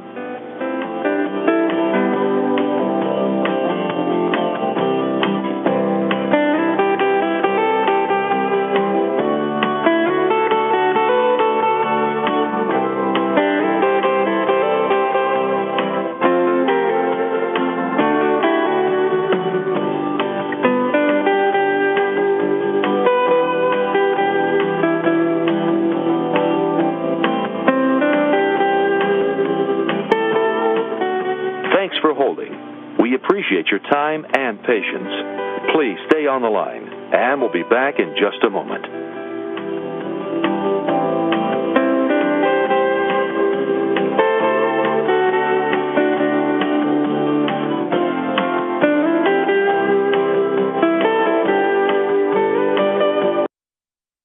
Thanks for holding. We appreciate your time and patience.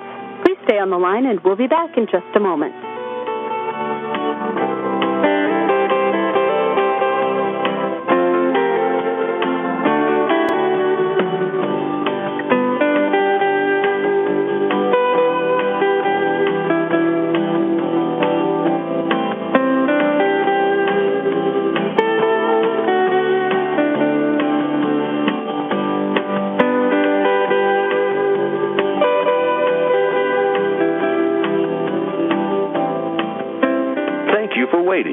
Your patience is appreciated.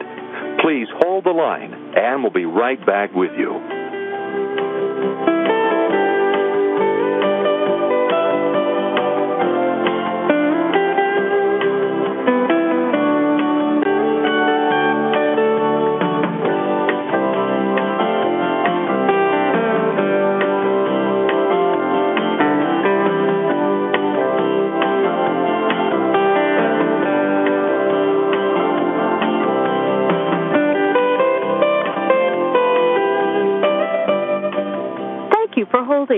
We look forward to talking with you soon. Please hold the line and we'll be right back with you.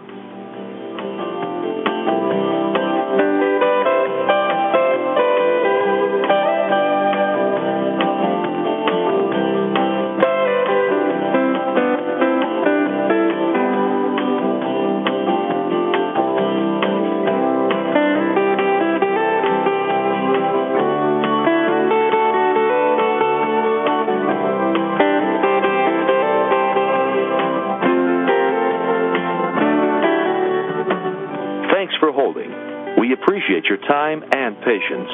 Please stay on the line, and we'll be back in just a moment.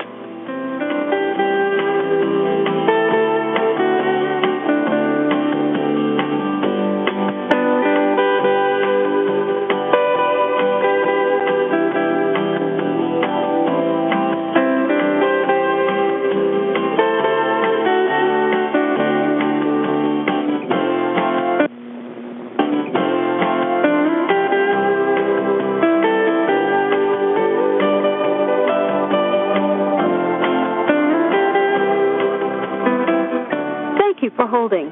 We sincerely appreciate your patience. Please stay on the line and we'll be back in a moment.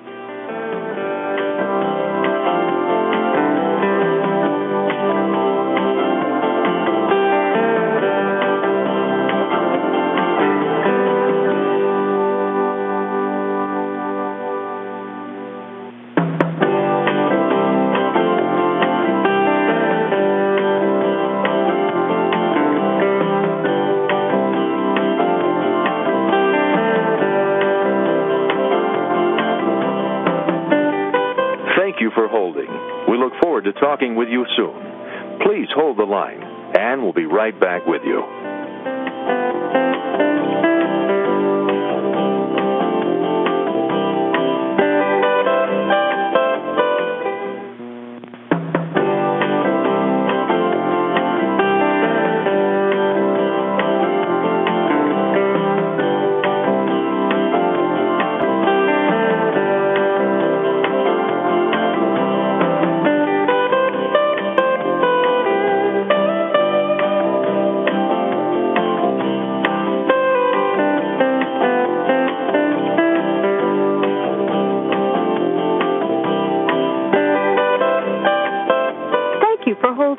We look forward to talking with you soon. Please hold the line and we'll be right back with you.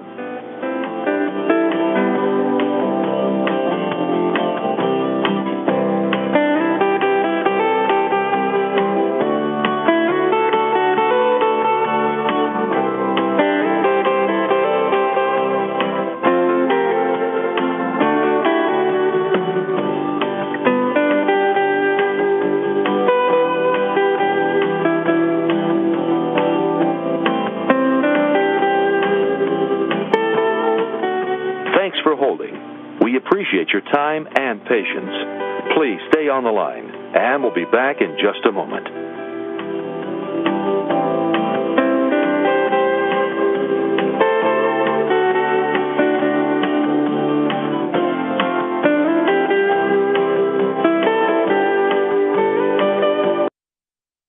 Thanks for holding. We appreciate your time and patience. Please stay on the line, and we'll be back in just a moment.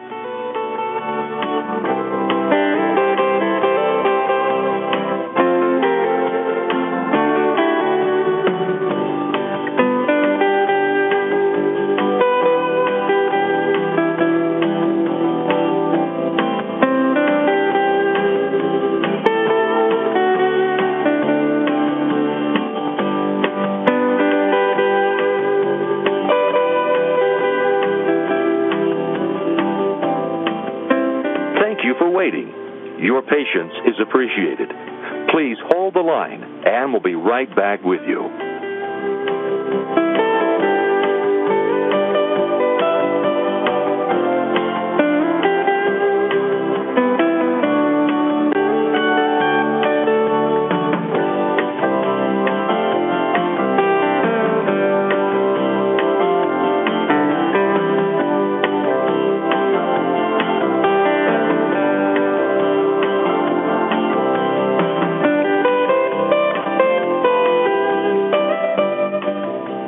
For holding.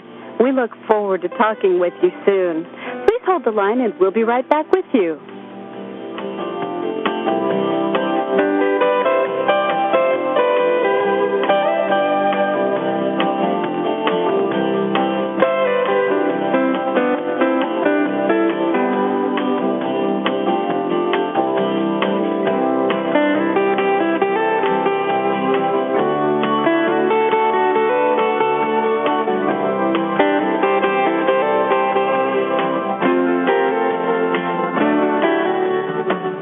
Thanks for holding.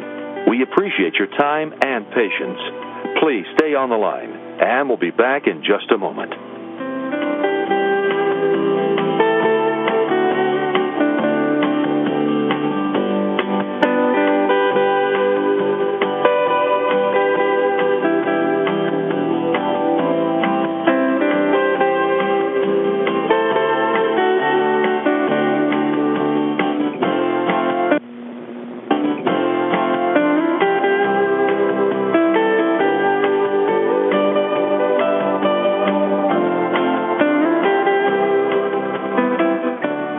for holding. We sincerely appreciate your patience. Please stay on the line, and we'll be back in a moment.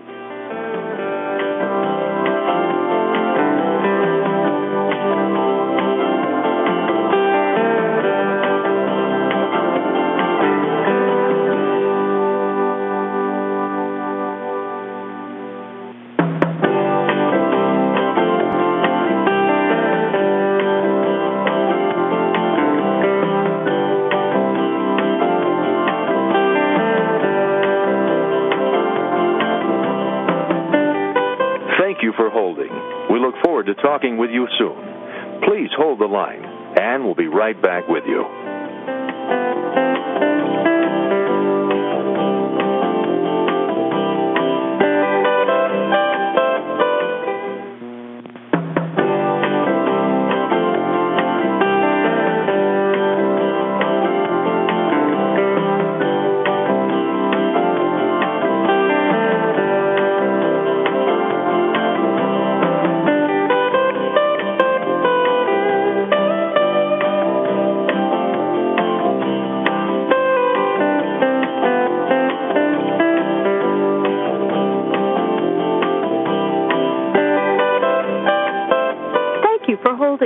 We look forward to talking with you soon. Please hold the line, and we'll be right back with you.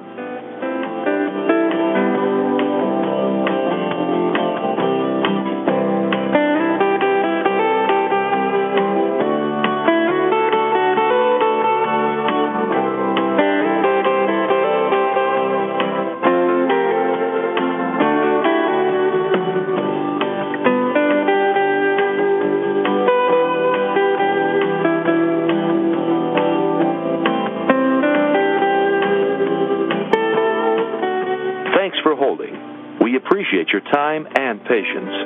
Please stay on the line, and we'll be back in just a moment.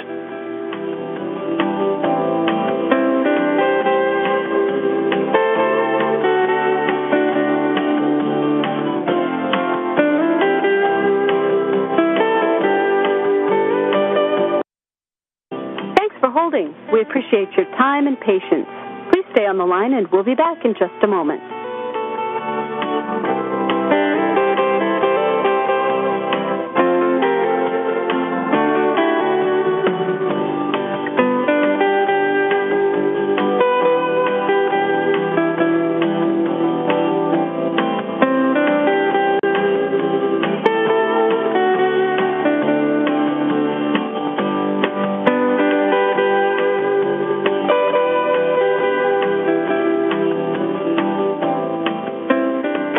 Waiting. Your patience is appreciated. Please hold the line, and we'll be right back with you.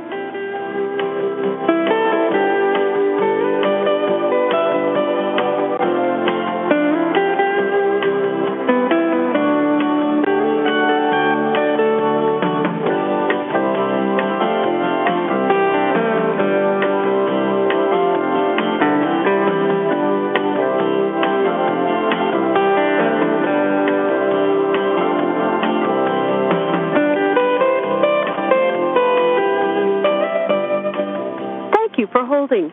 We look forward to talking with you soon. Please hold the line, and we'll be right back with you.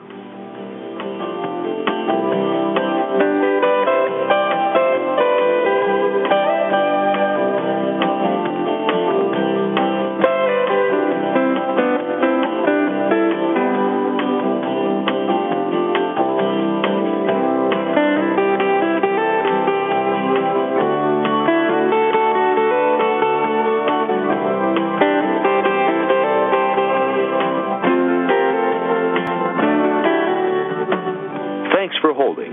We appreciate your time and patience. Please stay on the line, and we'll be back in just a moment.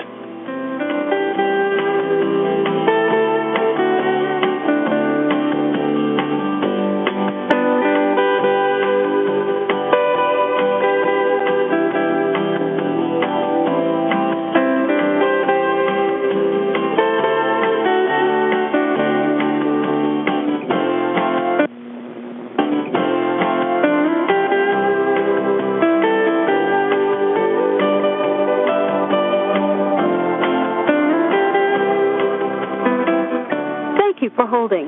We sincerely appreciate your patience. Please stay on the line, and we'll be back in a moment.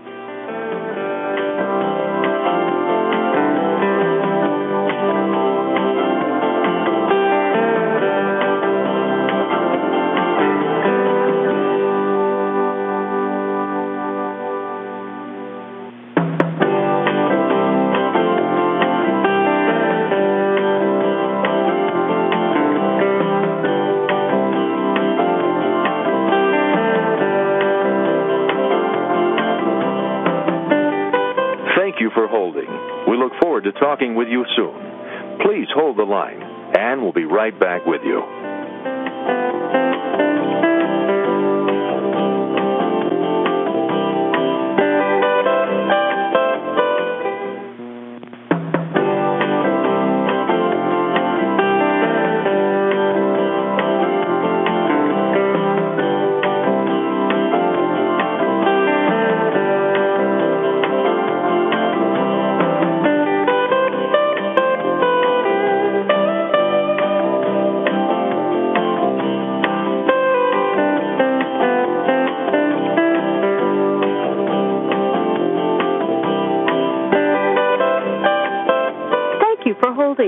We look forward to talking with you soon. Please hold the line, and we'll be right back with you.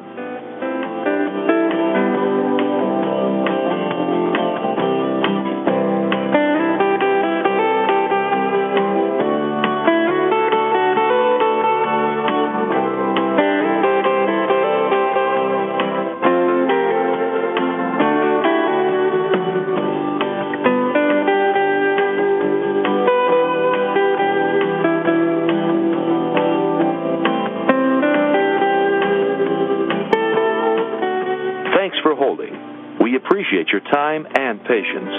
Please stay on the line, and we'll be back in just a moment.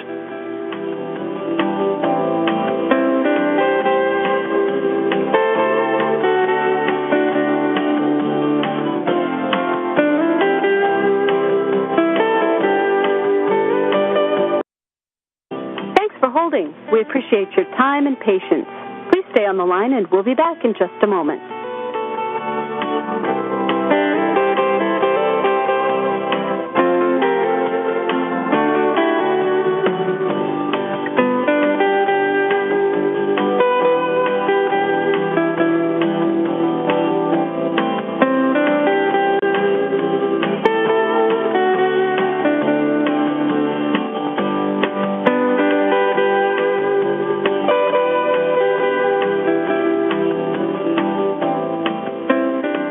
Waiting.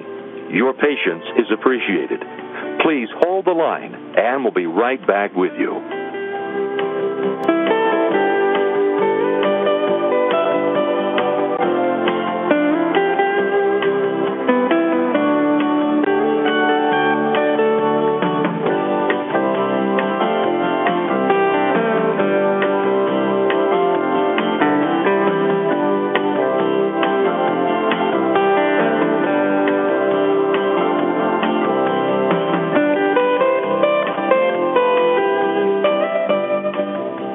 For holding. We look forward to talking with you soon. Please hold the line, and we'll be right back with you.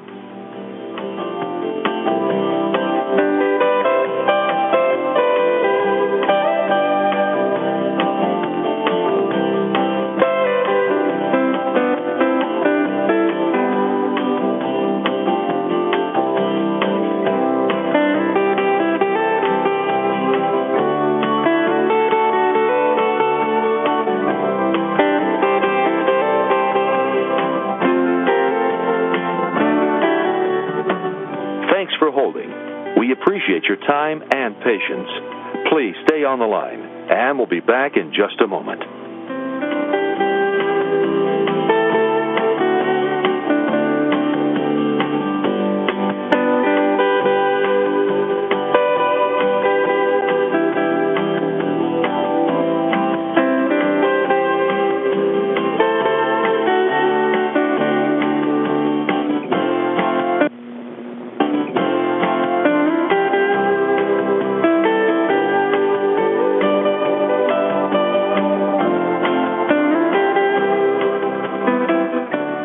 for holding. We sincerely appreciate your patience. Please stay on the line, and we'll be back in a moment.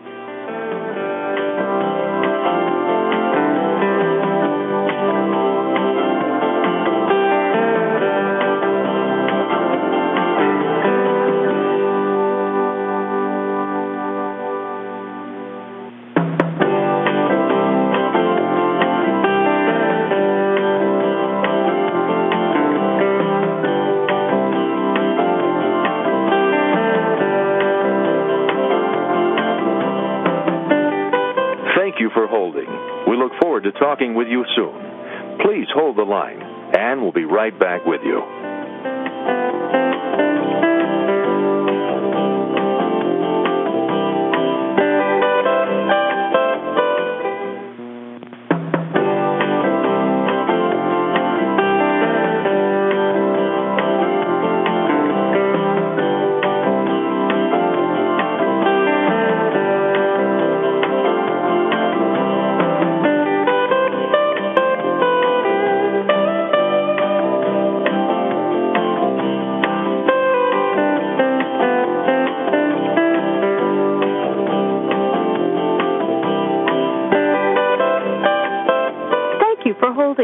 We look forward to talking with you soon.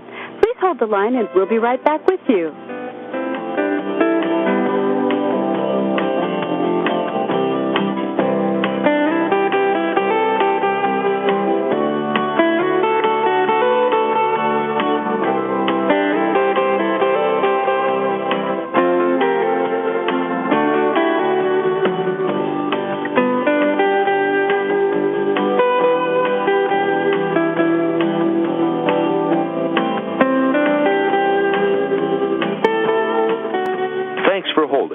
We appreciate your time and patience. Please stay on the line, and we'll be back in just a moment.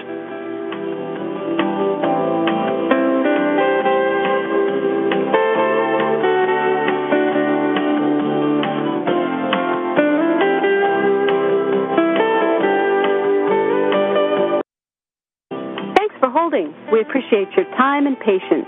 Please stay on the line, and we'll be back in just a moment.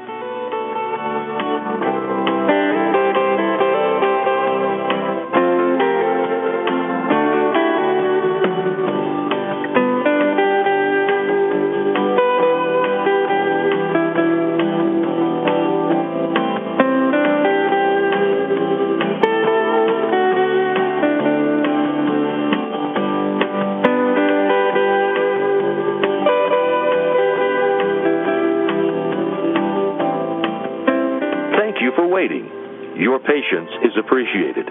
Please hold the line, and we'll be right back with you.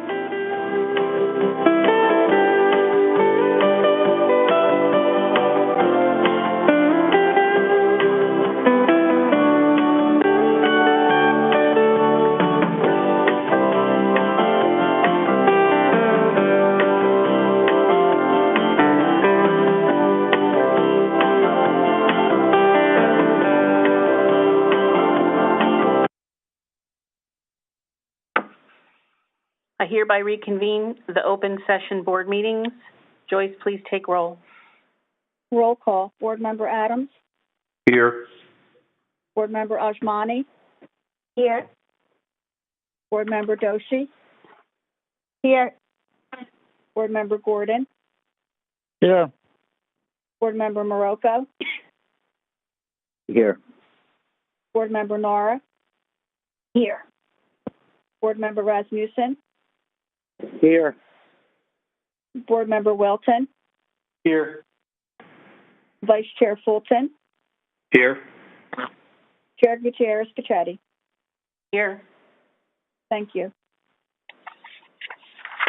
Since there is no further business, just before I ask for a motion, I would like to wish all those who are still with us on this call, as well as those who participated, and most especially to all the staff of New Jersey Transit, a safe, healthy, and happy holiday, however you choose to celebrate over the course of the next several weeks.